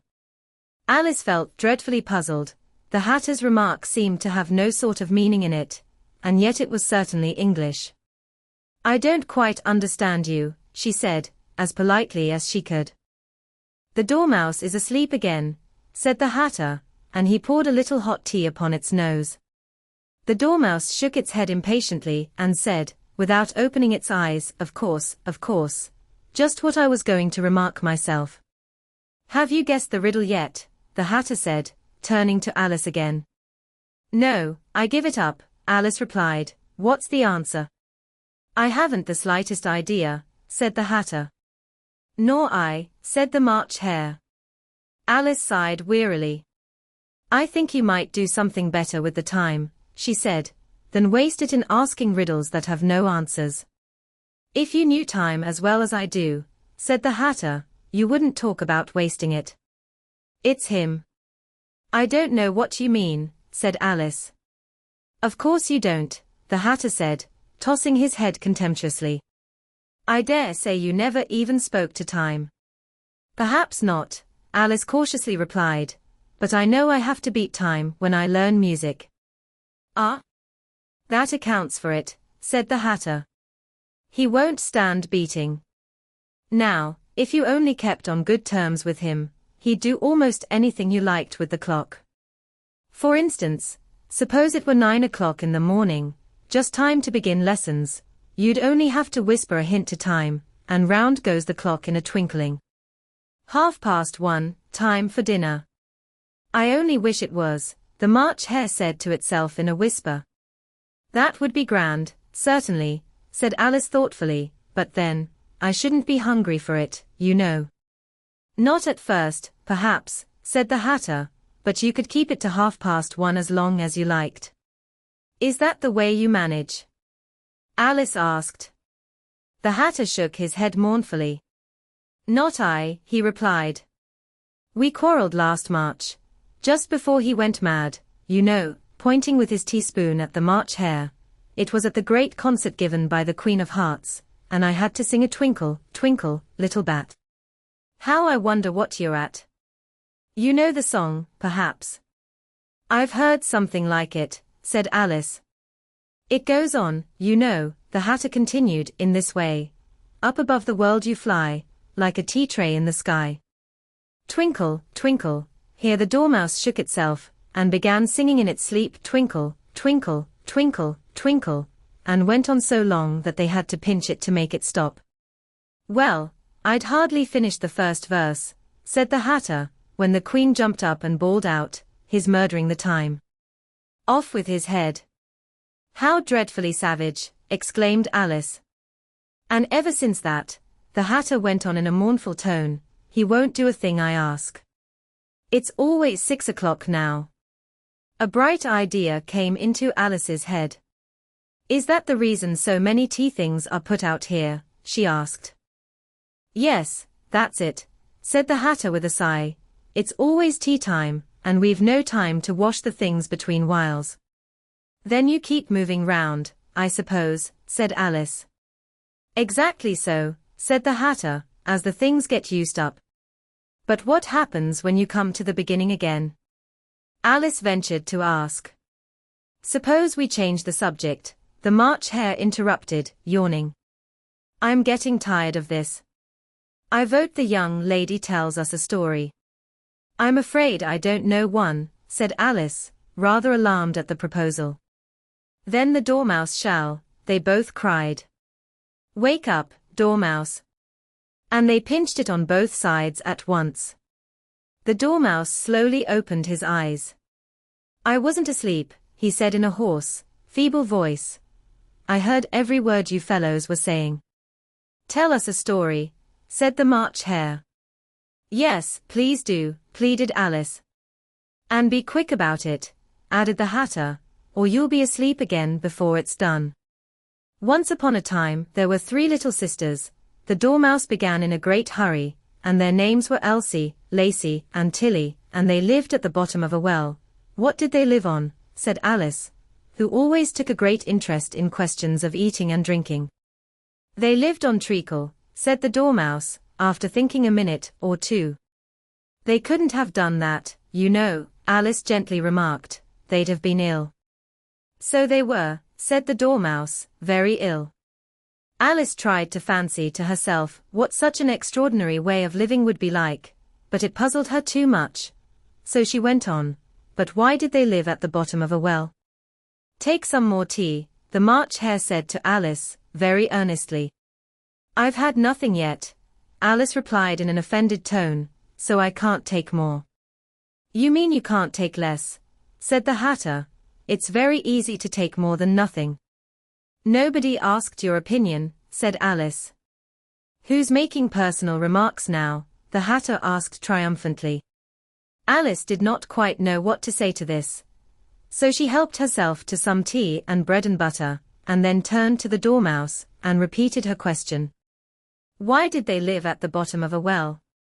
The Dormouse again took a minute or two to think about it, and then said, it was a treacle well. There's no such thing. Alice was beginning very angrily, but the Hatter and the March Hare went "Sure. Sure," and the Dormouse sulkily remarked, if you can't be civil, you'd better finish the story for yourself. No, please go on. Alice said very humbly, I won't interrupt again. I dare say there may be one. One, indeed, said the Dormouse indignantly. However, he consented to go on. And so these 3 little sisters, they were learning to draw, you know. What did they draw? Said Alice, quite forgetting her promise. Treacle, said the Dormouse, without considering at all this time.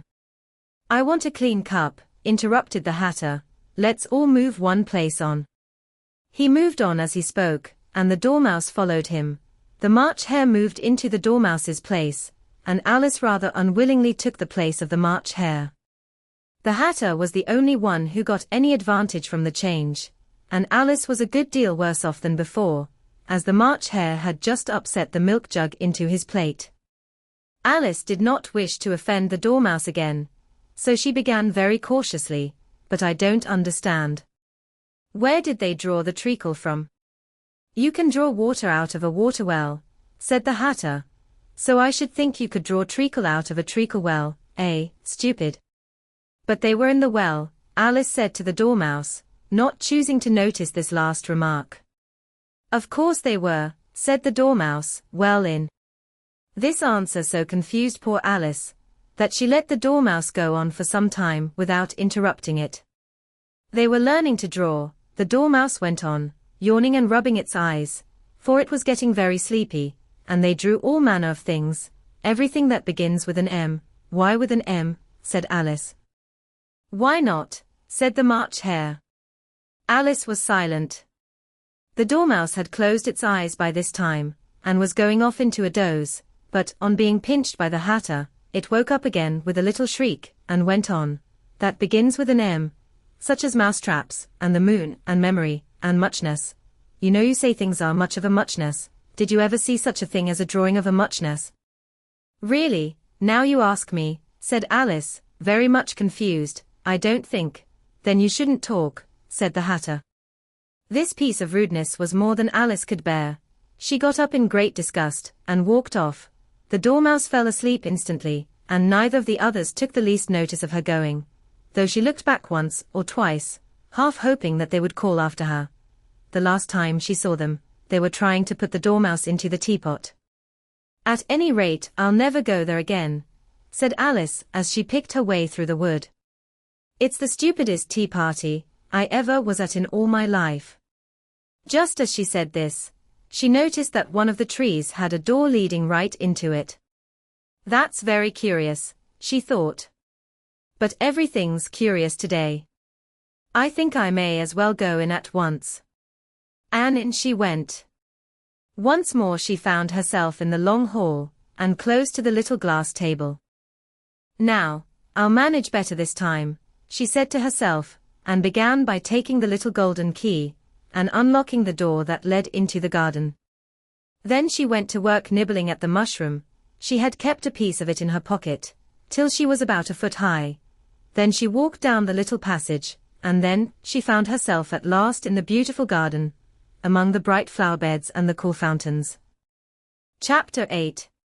The Queen's Croquet-Ground. A large rose tree stood near the entrance of the garden.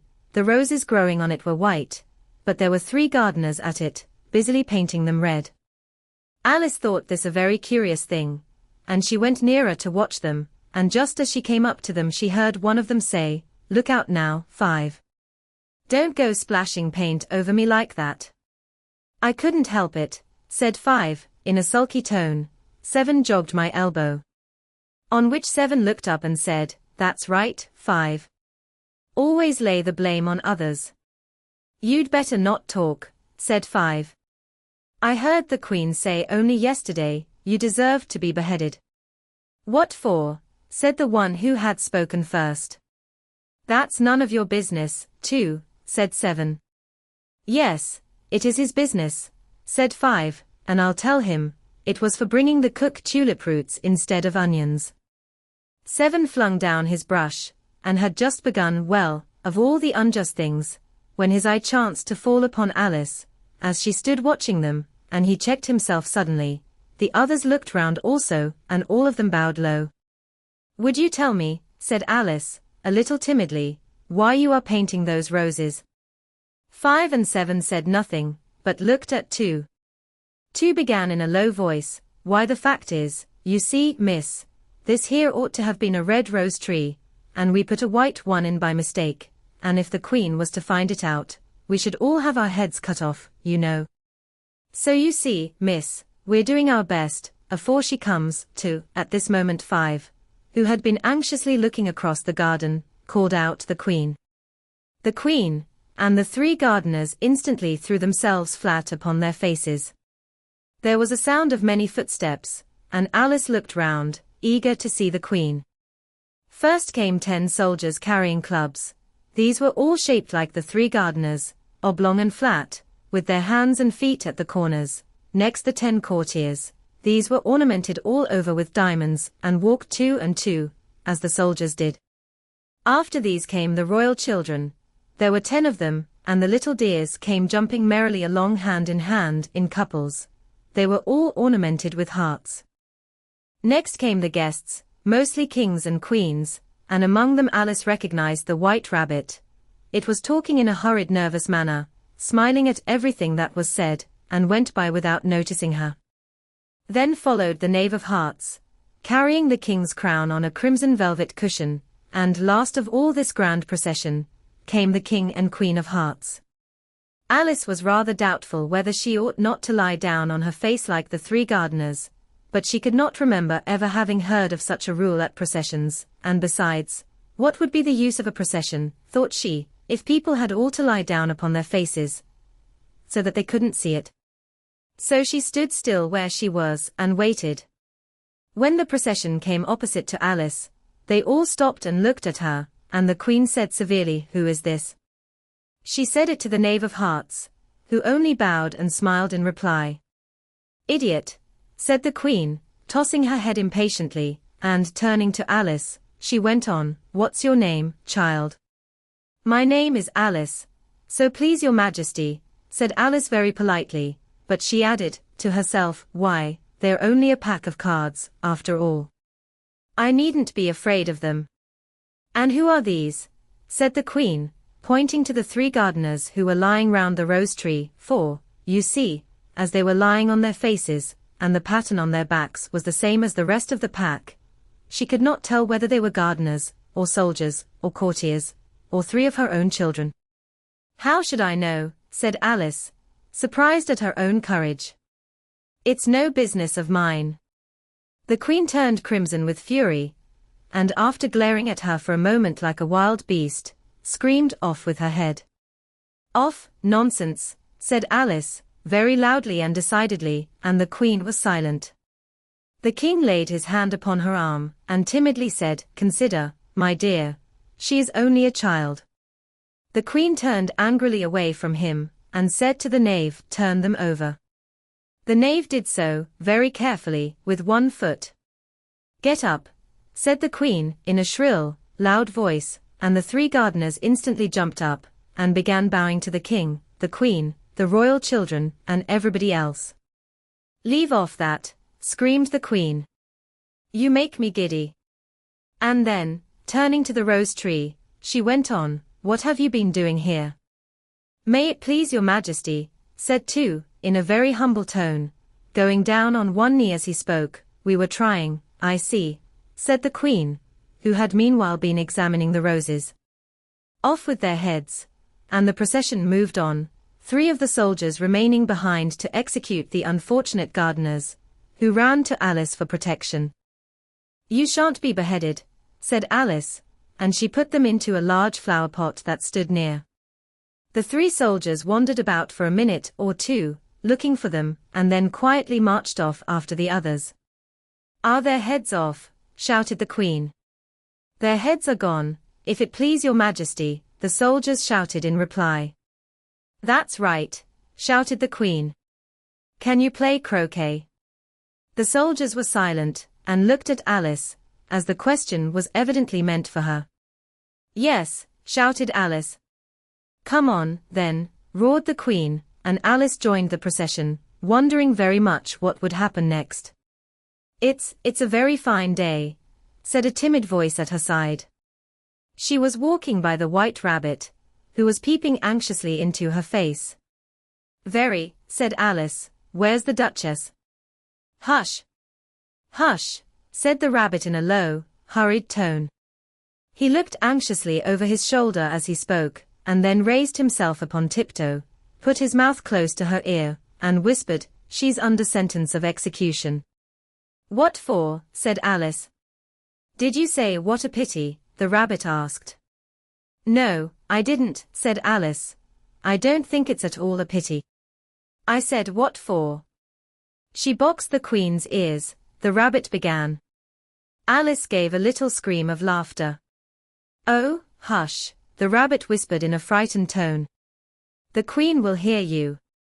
You see, she came rather late," and the Queen said, "Get to your places," shouted the Queen in a voice of thunder, and people began running about in all directions, tumbling up against each other. However, they got settled down in a minute or 2, and the game began.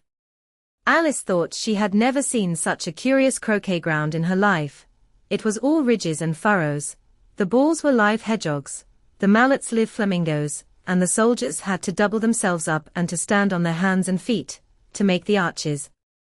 The chief difficulty Alice found at first was in managing her flamingo.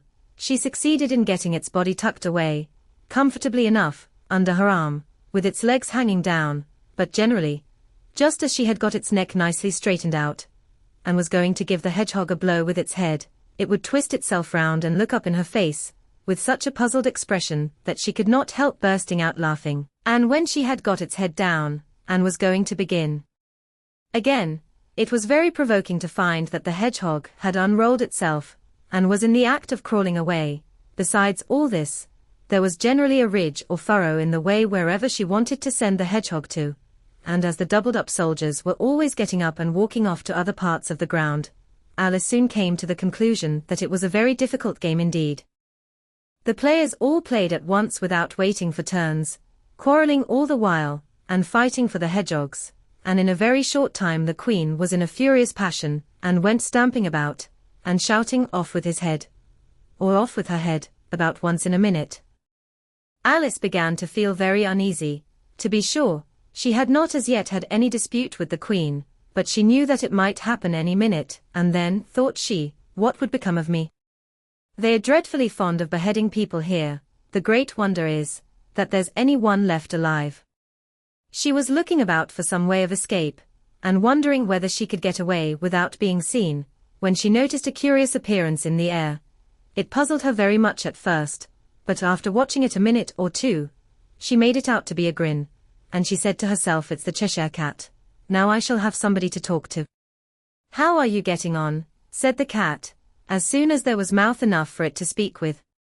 Alice waited till the eyes appeared, and then nodded. It's no use speaking to it, she thought, till its ears have come, or at least one of them. In another minute the whole head appeared, and then Alice put down her flamingo, and began an account of the game, feeling very glad she had someone to listen to her. The cat seemed to think that there was enough of it now in sight, and no more of it appeared.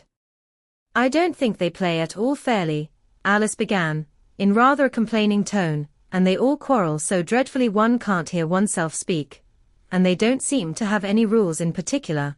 At least, if there are, nobody attends to them, and you've no idea how confusing it is, all the things being alive. For instance, there's the arch I've got to go through next, walking about at the other end of the ground, and I should have croqueted the queen's hedgehog just now, only it ran away when it saw mine coming. How do you like the queen? Said the cat in a low voice. Not at all, said Alice. She's so extremely. Just then she noticed that the queen was close behind her, listening. So she went on, likely to win, that it's hardly worth while finishing the game. The queen smiled and passed on. Who are you talking to? Said the king, going up to Alice, and looking at the cat's head with great curiosity. It's a friend of mine, a Cheshire Cat, said Alice. Allow me to introduce it. I don't like the look of it at all, said the king. However, it may kiss my hand if it likes. I'd rather not, the cat remarked. Don't be impertinent, said the king, and don't look at me like that. He got behind Alice as he spoke. A cat may look at a king, said Alice. I've read that in some book, but I don't remember where. Well, it must be removed, said the king very decidedly, and he called the queen, who was passing at the moment, my dear. I wish you would have this cat removed. The queen had only one way of settling all difficulties, great or small. Off with his head, she said, without even looking round. I'll fetch the executioner myself, said the king eagerly, and he hurried off. Alice thought she might as well go back, and see how the game was going on, as she heard the queen's voice in the distance, screaming with passion. She had already heard her sentence 3 of the players to be executed for having missed their turns, and she did not like the look of things at all, as the game was in such confusion that she never knew whether it was her turn or not. So she went in search of her hedgehog. The hedgehog was engaged in a fight with another hedgehog, which seemed to Alice an excellent opportunity for croqueting one of them with the other. The only difficulty was that her flamingo was gone across to the other side of the garden, where Alice could see it trying in a helpless sort of way to fly up into a tree. By the time she had caught the flamingo and brought it back, the fight was over, and both the hedgehogs were out of sight. But it doesn't matter much, thought Alice, as all the arches are gone from this side of the ground. So she tucked it away under her arm, that it might not escape again, and went back for a little more conversation with her friend. When she got back to the Cheshire Cat, She was surprised to find quite a large crowd collected round it. There was a dispute going on between the executioner, the king, and the queen, who were all talking at once, while all the rest were quite silent, and looked very uncomfortable. The moment Alice appeared, she was appealed to by all three to settle the question, and they repeated their arguments to her, though, as they all spoke at once, she found it very hard indeed to make out exactly what they said. The executioner's argument was, that you couldn't cut off a head unless there was a body to cut it off from, that he had never had to do such a thing before, and he wasn't going to begin at his time of life. The king's argument was, that anything that had a head could be beheaded, and that you weren't to talk nonsense. The queen's argument was, that if something wasn't done about it in less than no time, she'd have everybody executed, all round. It was this last remark that had made the whole party look so grave and anxious.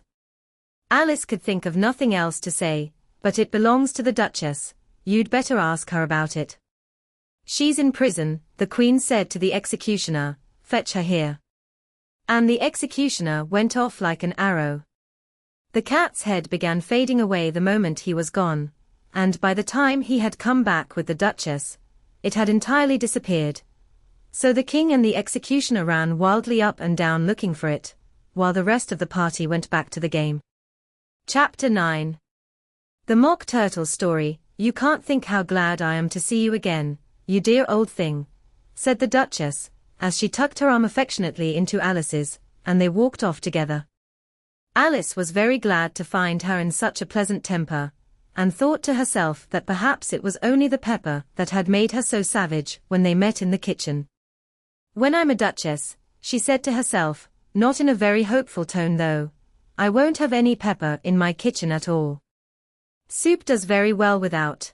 Maybe it's always pepper that makes people hot-tempered, she went on, very much pleased at having found out a new kind of rule, and vinegar that makes them sour, and chamomile that makes them bitter, and barley sugar, and such things that make children sweet-tempered. I only wish people knew that. Then they wouldn't be so stingy about it, you know. She had quite forgotten the Duchess by this time, and was a little startled when she heard her voice close to her ear.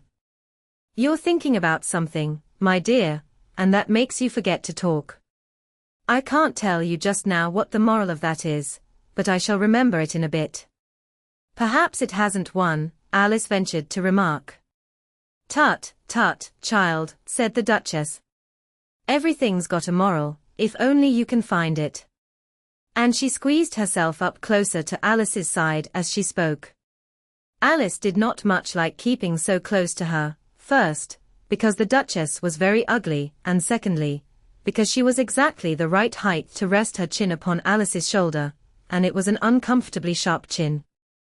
However, she did not like to be rude, so she bore it as well as she could. The game's going on rather better now, she said, by way of keeping up the conversation a little. "'Tis so," said the Duchess, "and the moral of that is, oh, 'tis love, that makes the world go round." Somebody said, Alice whispered, that it's done by everybody minding their own business. Ah well. It means much the same thing, said the Duchess, digging her sharp little chin into Alice's shoulder as she added, and the moral of that is, take care of the sense, and the sounds will take care of themselves. How fond she is of finding morals in things. Alice thought to herself. I dare say you're wondering why I don't put my arm round your waist, the Duchess said after a pause. The reason is, that I'm doubtful about the temper of your flamingo. Shall I try the experiment? He might bite, Alice cautiously replied, not feeling at all anxious to have the experiment tried. Very true, said the Duchess, flamingos and mustard both bite. And the moral of that is, birds of a feather flock together. Only mustard isn't a bird, Alice remarked. Right, as usual, said the Duchess. What a clear way you have of putting things. It's a mineral, I think, said Alice. Of course it is, said the Duchess, who seemed ready to agree to everything that Alice said. There's a large mustard mine near here. And the moral of that is, the more there is of mine, the less there is of yours. Oh, I know, exclaimed Alice, who had not attended to this last remark. "It's a vegetable." "It doesn't look like one, but it is." "I quite agree with you," said the Duchess, "and the moral of that is, be what you would seem to be, or if you'd like it put more simply, never imagine yourself not to be otherwise than what it might appear to others, that what you were or might have been was not otherwise than what you had been would have appeared to them to be otherwise." "I think I should understand that better," Alice said very politely, "if I had it written down, but I can't quite follow it as you say it." "That's nothing to what I could say if I chose," the Duchess replied, in a pleased tone. "Pray don't trouble yourself to say it any longer than that," said Alice. "Oh, don't talk about trouble," said the Duchess. "I make you a present of everything I've said as yet." A cheap sort of present, thought Alice. I'm glad they don't give birthday presents like that. But she did not venture to say it out loud. Thinking again, the Duchess asked, with another dig of her sharp little chin. "I've a right to think," said Alice sharply, for she was beginning to feel a little worried. "Just about as much right," said the Duchess, "as pigs have to fly, and the but here," to Alice's great surprise, the Duchess's voice died away, even in the middle of her favorite word moral, and the arm that was linked into hers began to tremble. Alice looked up, and there stood the Queen in front of them, with her arms folded, frowning like a thunderstorm. "A fine day, Your Majesty," the Duchess began in a low, weak voice. "Now, I give you fair warning," shouted the Queen, stamping on the ground as she spoke. "Either you or your head must be off, and that in about half no time. Take your choice." The Duchess took her choice, and was gone in a moment. "Let's go on with the game," the Queen said to Alice, and Alice was too much frightened to say a word, but slowly followed her back to the croquet-ground. The other guests had taken advantage of the Queen's absence, and were resting in the shade. However, the moment they saw her, they hurried back to the game, the Queen merely remarking that a moment's delay would cost them their lives. All the time, they were playing, the Queen never left off quarreling with the other players, and shouting "off with his head," or "off with her head."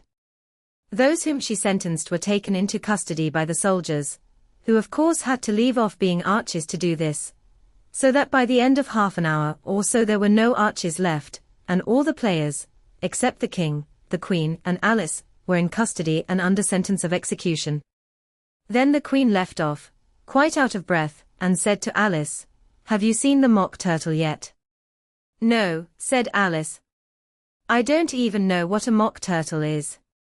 "It's the thing mock turtle soup is made from," said the Queen. "I never saw one, or heard of one," said Alice. "Come on, then," said the Queen, "and he shall tell you his history." As they walked off together, Alice heard the King say in a low voice, to the company generally, "You are all pardoned." "Come, that's a good thing," she said to herself, for she had felt quite unhappy at the number of executions the Queen had ordered. They very soon came upon a griffin, lying fast asleep in the sun. If you don't know what a griffin is, look at the picture. "Up, lazy thing," said the Queen, "and take this young lady to see the mock turtle, and to hear his history. I must go back and see after some executions I have ordered," and she walked off, leaving Alice alone with the griffin.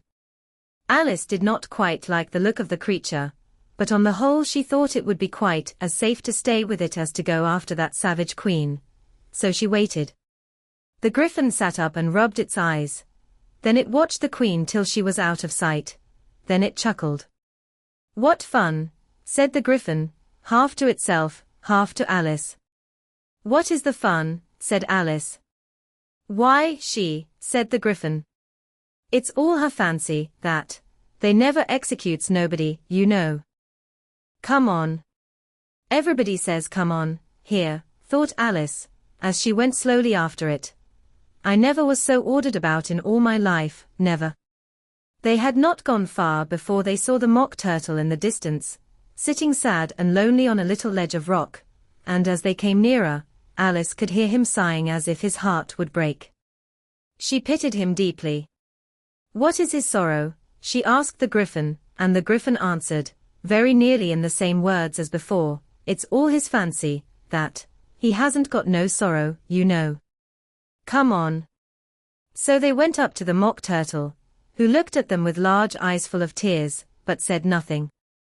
This here young lady, said the Gryphon, she wants for to know your history, she do. I'll tell it her, said the Mock Turtle in a deep, hollow tone. Sit down, both of you, and don't speak a word till I've finished.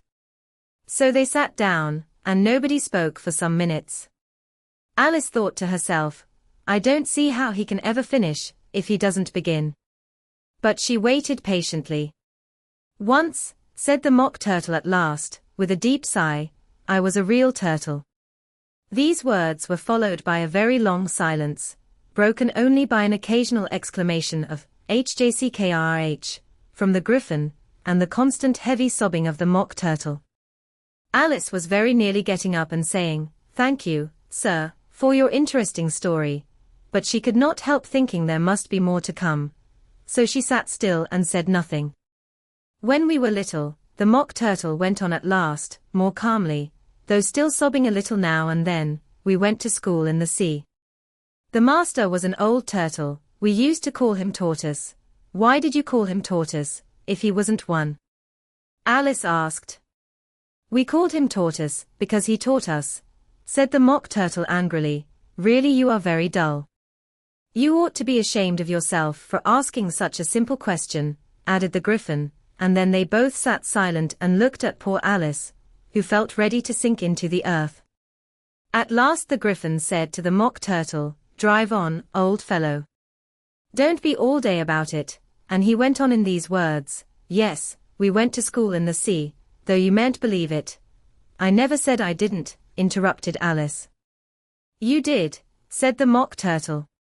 Hold your tongue, added the Gryphon, before Alice could speak again. The Mock Turtle went on. We had the best of educations, in fact, we went to school every day. I've been to a day school, too, said Alice. You needn't be so proud as all that. With extras, asked the Mock Turtle a little anxiously. Yes, said Alice, we learned French and music. And washing, said the Mock Turtle. Certainly not, said Alice indignantly. Ah? Then yours wasn't a really good school, said the Mock Turtle in a tone of great relief. Now at ours they had at the end of the bill, French, music, and washing, extra. You couldn't have wanted it much, said Alice, living at the bottom of the sea. I couldn't afford to learn it, said the Mock Turtle with a sigh. I only took the regular course. What was that? Inquired Alice. Reeling and writhing, of course, to begin with, the Mock Turtle replied, and then the different branches of arithmetic, ambition, distraction, uglification, and derision. I never heard of uglification, Alice ventured to say. What is it? The Gryphon lifted up both its paws in surprise. What? Never heard of uglifying, it exclaimed. You know what to beautify is, I suppose. Yes, said Alice doubtfully, it means to make anything prettier. Well, then, the Gryphon went on, if you don't know what to uglify is, you are a simpleton. Alice did not feel encouraged to ask any more questions about it. So she turned to the Mock Turtle, and said, What else had you to learn? Well, there was mystery, the Mock Turtle replied, counting off the subjects on his flappers, mystery, ancient and modern, with seography. Then drawling, the drawling master was an old Quadrille, that used to come once a week. He taught us drawling, stretching, and fainting in coils. What was that like? Said Alice. Well, I can't show it you myself, the Mock Turtle said. I'm too stiff. And the Gryphon never learnt it. Hadn't time, said the Gryphon. I went to the classics master, though. He was an old crab, he was. I never went to him, the Mock Turtle said with a sigh. He taught laughing and grief, they used to say. So he did, said the Gryphon, sighing in his turn, and both creatures hid their faces in their paws. And how many hours a day did you do lessons? Said Alice, in a hurry to change the subject. 10 hours the first day, said the Mock Turtle, 9 the next, and so on. What a curious plan, exclaimed Alice. That's the reason they're called lessons, the Gryphon remarked, because they lesson from day to day. This was quite a new idea to Alice, and she thought it over a little before she made her next remark. Then the 11th day must have been a holiday. Of course it was, said the Mock Turtle. And how did you manage on the 12th? Alice went on eagerly. That's enough about lessons, the Gryphon interrupted in a very decided tone. Tell her something about the games now. Chapter 10. The Lobster Quadrille. The Mock Turtle sighed deeply, and drew the back of one flapper across his eyes. He looked at Alice, and tried to speak, but for a minute or two sobs choked his voice. Same as if he had a bone in his throat, said the Gryphon, and it set to work shaking him and punching him in the back. At last the Mock Turtle recovered his voice, and with tears running down his cheeks, he went on again. You may not have lived much under the sea. I haven't, said Alice, and perhaps you were never even introduced to a lobster. Alice began to say I once tasted, but checked herself hastily, and said no, never, so you can have no idea what a delightful thing a lobster quadrille is. No, indeed, said Alice. What sort of a dance is it? Why, said the Gryphon, you first form into a line along the seashore. 2 lines, cried the Mock Turtle. Seals, turtles, salmon, and so on. Then, when you've cleared all the jellyfish out of the way, that generally takes some time, interrupted the Gryphon. You advance twice, each with a lobster as a partner, cried the Gryphon. Of course, the Mock Turtle said, advance twice, set to partners, change lobsters, and retire in same order, continued the Gryphon. Then, you know, the Mock Turtle went on, you throw the lobsters, shouted the Gryphon, with a bound into the air. As far out to sea as you can, swim after them, screamed the Gryphon. Turn a somersault in the sea, cried the Mock Turtle, capering wildly about. Change lobsters again, yelled the Gryphon at the top of its voice. Back to land again, and that's all the first figure, said the Mock Turtle, suddenly dropping his voice, and the 2 creatures, who had been jumping about like mad things all this time, sat down again very sadly and quietly, and looked at Alice. It must be a very pretty dance, said Alice timidly. Would you like to see a little of it? Said the Mock Turtle. Very much indeed, said Alice. Come, let's try the first figure, said the Mock Turtle to the Gryphon. We can do without lobsters, you know. Which shall sing? Oh, you sing, said the Gryphon. I've forgotten the words. So they began solemnly dancing round and round Alice, every now and then treading on her toes when they passed too close, and waving their forepaws to mark the time, while the Mock Turtle sang this, very slowly and sadly. Will you walk a little faster? Said a whiting to a snail. There's a porpoise close behind us, and he's treading on my tail. See how eagerly the lobsters and the turtles all advance. They are waiting on the shingle. Will you come and join the dance? Will you, won't you, will you, won't you, will you join the dance? Will you, won't you, will you, won't you join the dance? You can really have no notion how delightful it will be when they take us up and throw us, with the lobsters, out to sea. But the snail replied, too far, and gave a look askance. Said he thanked the whiting kindly, but he would not join the dance. Would not, could not, would not, could not, would not join the dance. Would not, could not, would not, could not join the dance. What matters it how far we go, his scaly friend replied. There is another shore, you know, upon the other side. The further off from England the nearer is to France. Then turn not pale, beloved snail, but come and join the dance. Will you, won't you, will you, won't you, will you join the dance? Will you, won't you, will you, won't you join the dance? Thank you, it's a very interesting dance to watch, said Alice, feeling very glad that it was over at last, and I do so like that curious song about the whiting. Oh, as to the whiting, said the Mock Turtle, you've seen them, of course.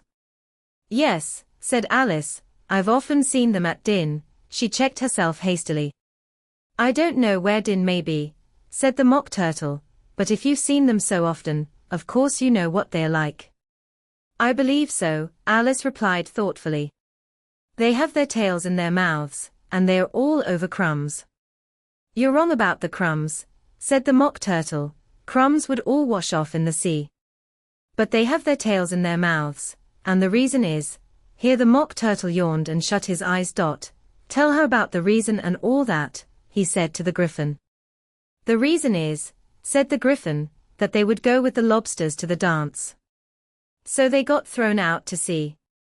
So they had to fall a long way. So they got their tails fast in their mouths. So they couldn't get them out again. That's all. Thank you, said Alice, it's very interesting. I never knew so much about a whiting before. I can tell you more than that, if you like, said the Griffin. Do you know why it's called a whiting? I never thought about it, said Alice. Why? It does the boots and shoes, the Griffin replied very solemnly. Alice was thoroughly puzzled. Does the boots and shoes, she repeated in a wondering tone. Why, what are your shoes done with, said the Griffin. I mean, what makes them so shiny? Alice looked down at them, and considered a little before she gave her answer. They are done with blacking, I believe. Boots and shoes under the sea, the Griffin went on in a deep voice, are done with a whiting. Now you know. And what are they made of? Alice asked in a tone of great curiosity. Soles and eels, of course, the Griffin replied rather impatiently. Any shrimp could have told you that.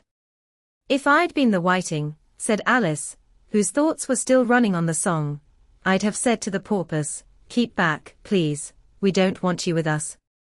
They were obliged to have him with them, the Mock Turtle said. No wise fish would go anywhere without a porpoise. Wouldn't it really?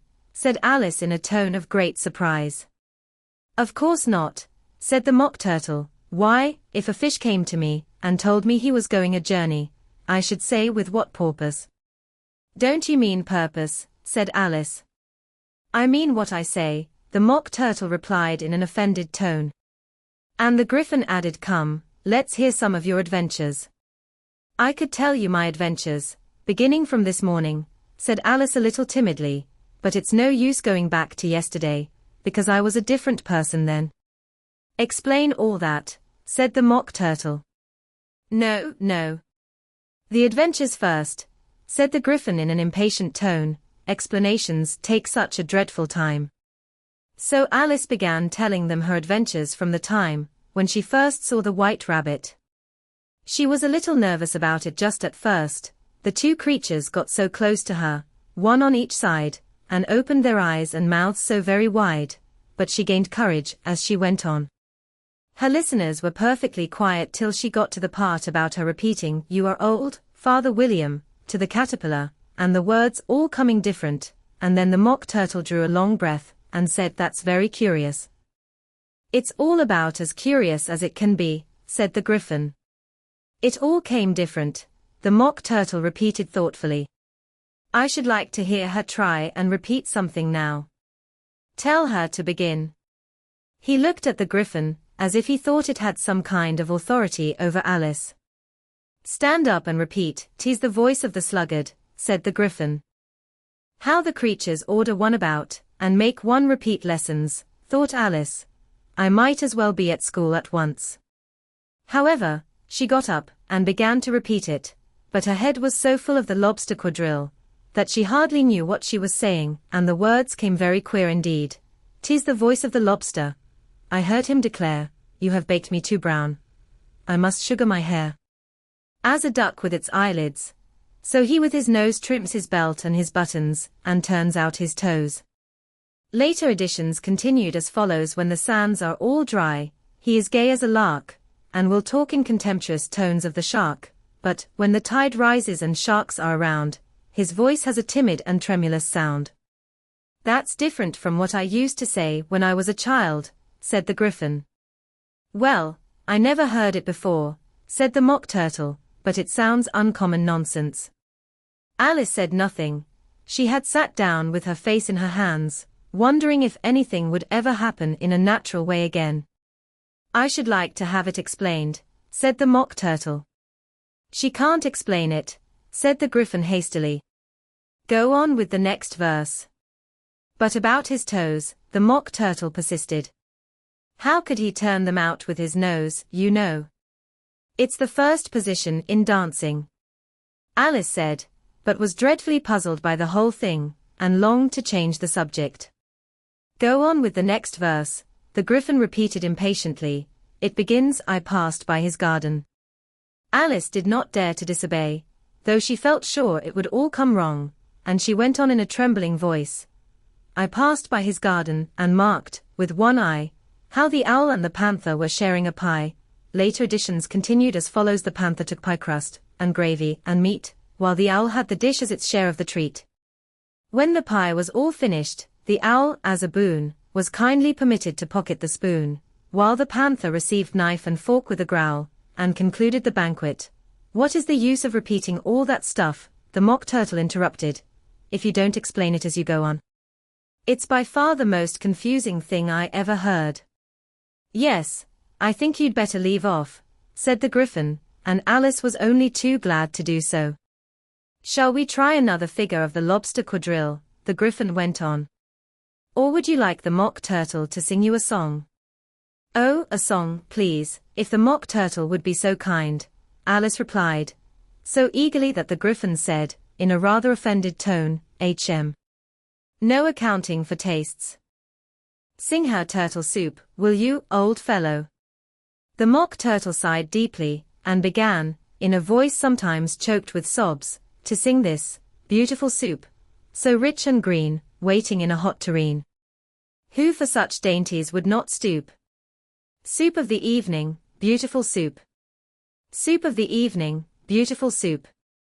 Bo, otiful soup. Bo, otiful soup. Soup of the evening, beautiful, beautiful soup. Beautiful soup. Who cares for fish, game, or any other dish? Who would not give all else for 2p anyworth only of beautiful soup? Penneth only of beautiful soup. Bo, otiful soup. Bo, otiful soup. Soup of the evening, beautiful, beauty, full soup. Chorus again, cried the Gryphon, and the Mock Turtle had just begun to repeat it, when a cry of "the trial's beginning" was heard in the distance. "Come on," cried the Gryphon, and taking Alice by the hand, it hurried off, without waiting for the end of the song. "What trial is it?" Alice panted as she ran, but the Gryphon only answered, "Come on," and ran the faster, while more and more faintly came, carried on the breeze that followed them, the melancholy words, "Soup of the evening, beautiful, beautiful soup." Chapter 11. Who Stole the Tarts? The King and Queen of Hearts were seated on their throne when they arrived, with a great crowd assembled about them, all sorts of little birds and beasts, as well as the whole pack of cards. The knave was standing before them, in chains, with a soldier on each side to guard him, and near the king was the White Rabbit, with a trumpet in one hand and a scroll of parchment in the other. In the very middle of the court was a table, with a large dish of tarts upon it. They looked so good, that it made Alice quite hungry to look at them. "I wish they'd get the trial done," she thought, and hand round the refreshments. But there seemed to be no chance of this, so she began looking at everything about her, to pass away the time. Alice had never been in a court of justice before, but she had read about them in books, and she was quite pleased to find that she knew the name of nearly everything there. "That's the judge," she said to herself, because of his great wig. The judge, by the way, was the king, and as he wore his crown over the wig, look at the frontispiece if you want to see how he did it. He did not look at all comfortable, and it was certainly not becoming. "And that's the jury box," thought Alice, "and those 12 creatures," she was obliged to say creatures, you see, because some of them were animals, and some were birds. "I suppose they are the jurors." She said this last word 2 or 3 times over to herself, being rather proud of it, for she thought, and rightly too, that very few little girls of her age knew the meaning of it at all. However, Jurormen would have done just as well. The 12 jurors were all writing very busily on slates. "What are they doing?" Alice whispered to the Griffin. "They can't have anything to put down yet, before the trial's begun." "They are putting down their names," the Griffin whispered in reply, for fear they should forget them before the end of the trial. "Stupid things," Alice began in a loud, indignant voice, but she stopped hastily, for the White Rabbit cried out, "Silence in the court," and the king put on his spectacles and looked anxiously round, to make out who was talking. Alice could see, as well as if she were looking over their shoulders, that all the jurors were writing down "stupid things" on their slates, and she could even make out that one of them didn't know how to spell stupid, and that he had to ask his neighbor to tell him. "A nice muddle their slates'll be in before the trial's over," thought Alice. One of the jurors had a pencil that squeaked. This, of course, Alice could not stand, and she went round the court and got behind him, and very soon found an opportunity of taking it away. She did it so quickly that the poor little juror, it was Bill, the lizard, could not make out at all what had become of it, so, after hunting all about for it, he was obliged to write with one finger for the rest of the day, and this was of very little use, as it left no mark on the slate. "Herald, read the accusation," said the king. On this the White Rabbit blew 3 blasts on the trumpet, and then unrolled the parchment scroll, and read as follows: "The Queen of Hearts, she made some tarts, all on a summer day, the Knave of Hearts, he stole those tarts, and took them quite away." "Consider your verdict," the king said to the jury. "Not yet, not yet," the rabbit hastily interrupted. "There's a great deal to come before that." "Call the first witness," said the king, and the White Rabbit blew 3 blasts on the trumpet, and called out, "First witness." The first witness was the Hatter. He came in with a teacup in one hand and a piece of bread and butter in the other. "I beg pardon, Your Majesty," he began, "for bringing these in, but I hadn't quite finished my tea when I was sent for." "You ought to have finished," said the king. "When did you begin?" The Hatter looked at the March Hare, who had followed him into the court, arm in arm with the Dormouse. 14th of March, I think it was, he said. 15th, said the March Hare. 16th, added the Dormouse. "Write that down," the king said to the jury, and the jury eagerly wrote down all 3 dates on their slates, and then added them up, and reduced the answer to shillings and pence. "Take off your hat," the king said to the Hatter. "It isn't mine," said the Hatter. "Stolen," the king exclaimed, turning to the jury, who instantly made a memorandum of the fact. "I keep them to sell," the Hatter added as an explanation. "I've none of my own. I'm a Hatter." Here the Queen put on her spectacles, and began staring at the Hatter, who turned pale and fidgeted. "Give your evidence," said the king, "and don't be nervous, or I'll have you executed on the spot." This did not seem to encourage the witness at all. He kept shifting from one foot to the other, looking uneasily at the Queen, and in his confusion he bit a large piece out of his teacup instead of the bread and butter. Just at this moment Alice felt a very curious sensation, which puzzled her a good deal until she made out what it was. She was beginning to grow larger again, and she thought at first she would get up and leave the court. But on second thoughts, she decided to remain where she was as long as there was room for her. "I wish you wouldn't squeeze so," said the Dormouse, who was sitting next to her.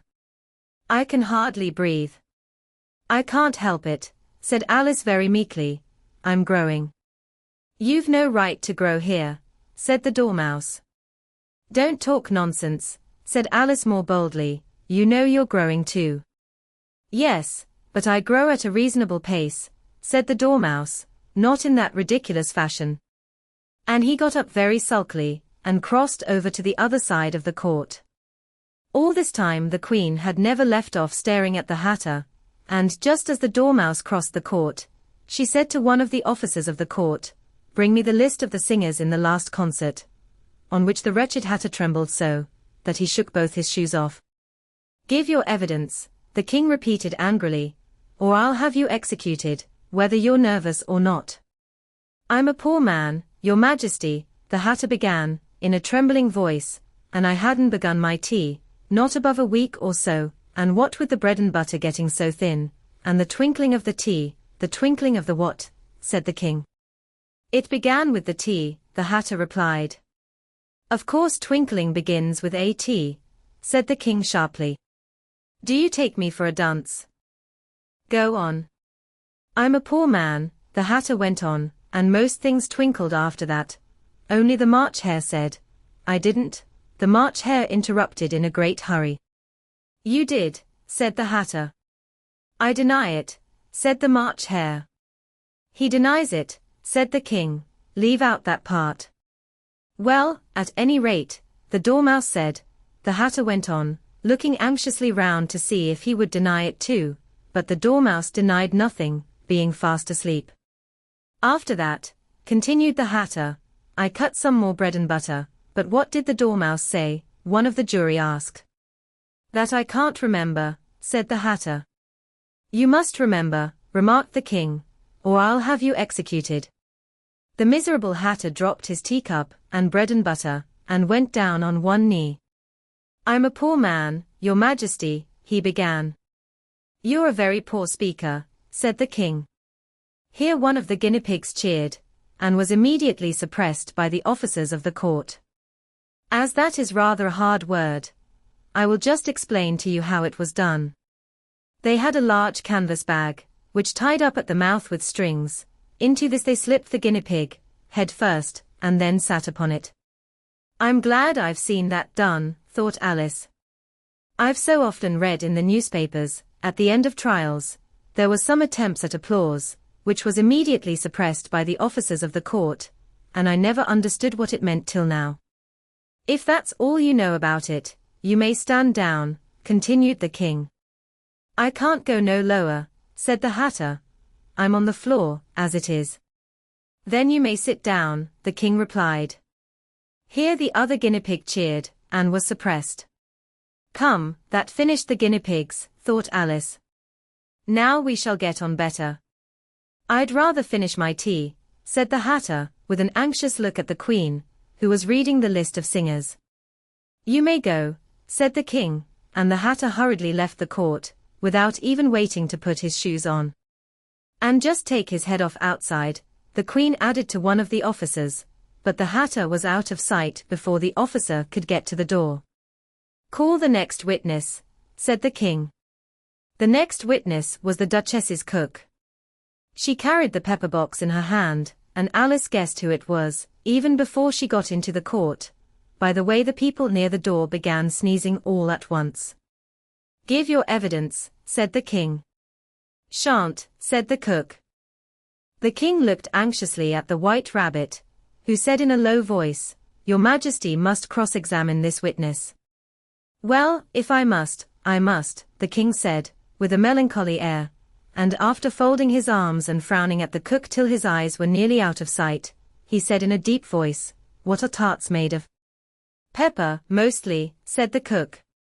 Treacle, said a sleepy voice behind her. Collar that dormouse, the Queen shrieked out. Behead that dormouse. Turn that dormouse out of court. Suppress him. Pinch him. Off with his whiskers. For some minutes the whole court was in confusion, getting the dormouse turned out, and by the time they had settled down again, the cook had disappeared. Never mind, said the king, with an air of great relief. Call the next witness. And he added in an undertone to the Queen, Really, my dear, you must cross-examine the next witness. It quite makes my forehead ache. Alice watched the White Rabbit as he fumbled over the list, feeling very curious to see what the next witness would be like, for they haven't got much evidence yet, she said to herself. Imagine her surprise, when the White Rabbit read out, at the top of his shrill little voice, the name Alice. Chapter 12.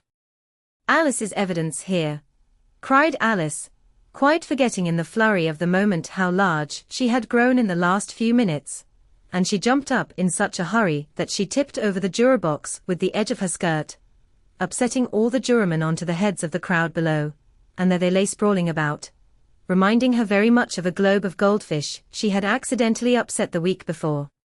"Oh, I beg your pardon," she exclaimed in a tone of great dismay, and began picking them up again as quickly as she could, for the accident of the goldfish kept running in her head, and she had a vague sort of idea that they must be collected at once and put back into the juror box, or they would die. "The trial cannot proceed," said the king in a very grave voice, "until all the jurormen are back in their proper places. All," he repeated with great emphasis, looking hard at Alice as he said so. Alice looked at the juror box, and saw that, in her haste, she had put the lizard in head downwards, and the poor little thing was waving its tail about in a melancholy way, being quite unable to move. She soon got it out again, and put it right. "Not that it signifies much," she said to herself. "I should think it would be quite as much use in the trial one way up as the other." As soon as the jury had a little recovered from the shock of being upset, and their slates and pencils had been found and handed back to them, they set to work very diligently to write out a history of the accident, all except the lizard, who seemed too much overcome to do anything but sit with its mouth open, gazing up into the roof of the court. "What do you know about this business?" the king said to Alice. "Nothing," said Alice. "Nothing whatever," persisted the king. "Nothing whatever," said Alice. "That's very important," the king said, turning to the jury. They were just beginning to write this down on their slates, when the White Rabbit interrupted. "Unimportant, Your Majesty means, of course," he said in a very respectful tone, but frowning and making faces at him as he spoke. "Unimportant, of course, I meant," the king hastily said, and went on to himself in an undertone, "important, unimportant, unimportant, important," as if he were trying which word sounded best. Some of the jury wrote it down important, and some unimportant. Alice could see this, as she was near enough to look over their slates, but it doesn't matter a bit, she thought to herself. At this moment the king, who had been for some time busily writing in his notebook, cackled out silence, and read out from his book, Rule 42. "All persons more than a mile high to leave the court." Everybody looked at Alice. "I'm not a mile high," said Alice. "You are," said the king. "Nearly 2 miles high," added the queen. "Well, I shan't go, at any rate," said Alice. "Besides, that's not a regular rule, you invented it just now." "It's the oldest rule in the book," said the king. "Then it ought to be number 1, said Alice. The king turned pale, and shut his notebook hastily. "Consider your verdict," he said to the jury, in a low, trembling voice. "There's more evidence to come yet, please your Majesty," said the White Rabbit, jumping up in a great hurry. "This paper has just been picked up." "What's in it?" said the Queen. "I haven't opened it yet," said the White Rabbit, "but it seems to be a letter, written by the prisoner to somebody." "It must have been that," said the king, "unless it was written to nobody, which isn't usual, you know." "Who is it directed to?" said one of the jurymen. "It isn't directed at all," said the White Rabbit. "In fact, there's nothing written on the outside." He unfolded the paper as he spoke, and added, "It isn't a letter, after all, it's a set of verses." "Are they in the prisoner's handwriting?" asked another of the jurymen. "No, they're not," said the White Rabbit, "and that's the queerest thing about it." The jury all looked puzzled. "He must have imitated somebody else's hand," said the king. The jury all brightened up again. "Please your Majesty," said the knave, "I didn't write it, and they can't prove I did. There's no name signed at the end."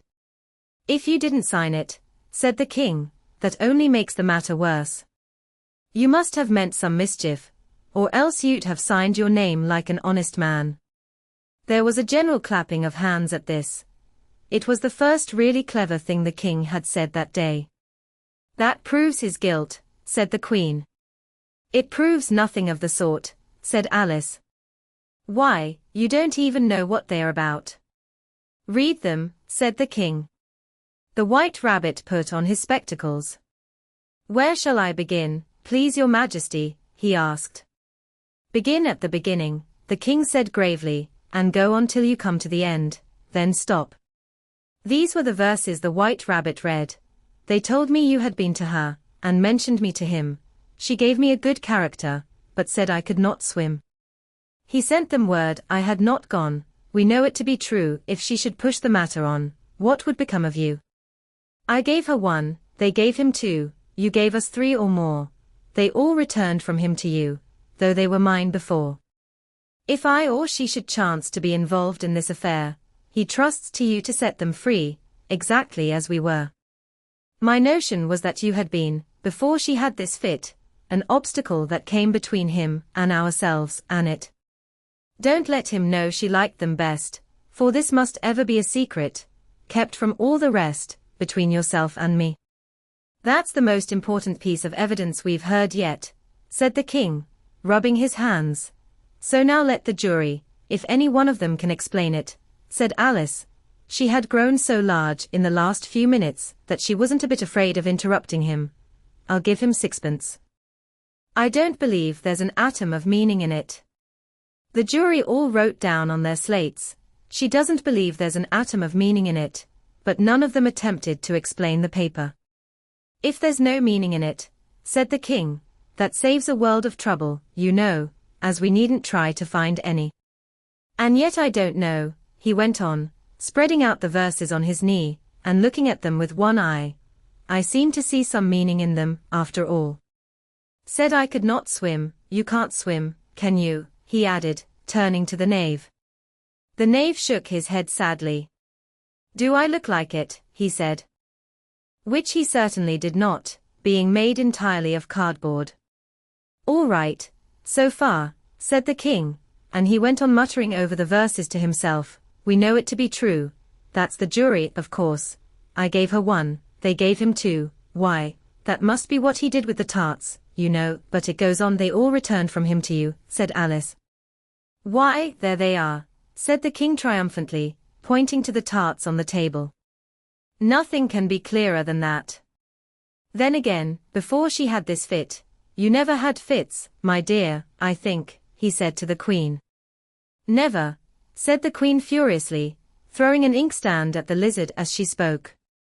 The unfortunate little Bill had left off writing on his slate with one finger, as he found it made no mark, but he now hastily began again, using the ink that was trickling down his face, as long as it lasted. Then the words don't fit you, said the king, looking round the court with a smile. There was a dead silence. It's a pun, the king added in an offended tone, and everybody laughed. Let the jury consider their verdict, the king said, for about the 20th time that day. No, no, said the queen. Sentence first, verdict afterwards. Stuff and nonsense, said Alice loudly. The idea of having the sentence first. Hold your tongue, said the queen, turning purple. I won't, said Alice. Off with her head, the queen shouted at the top of her voice. Nobody moved. Who cares for you, said Alice. She had grown to her full size by this time. You're nothing but a pack of cards. At this the whole pack rose up into the air, and came flying down upon her.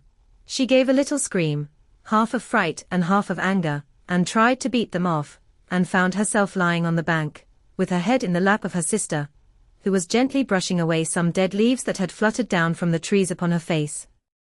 Wake up, Alice dear, said her sister. Why, what a long sleep you've had. Oh, I've had such a curious dream, said Alice, and she told her sister, as well as she could remember them, all these strange adventures of hers that you have just been reading about. And when she had finished, her sister kissed her, and said, it was a curious dream, dear, certainly, but now run into your tea, it's getting late. So Alice got up and ran off, thinking while she ran, as well she might, what a wonderful dream it had been.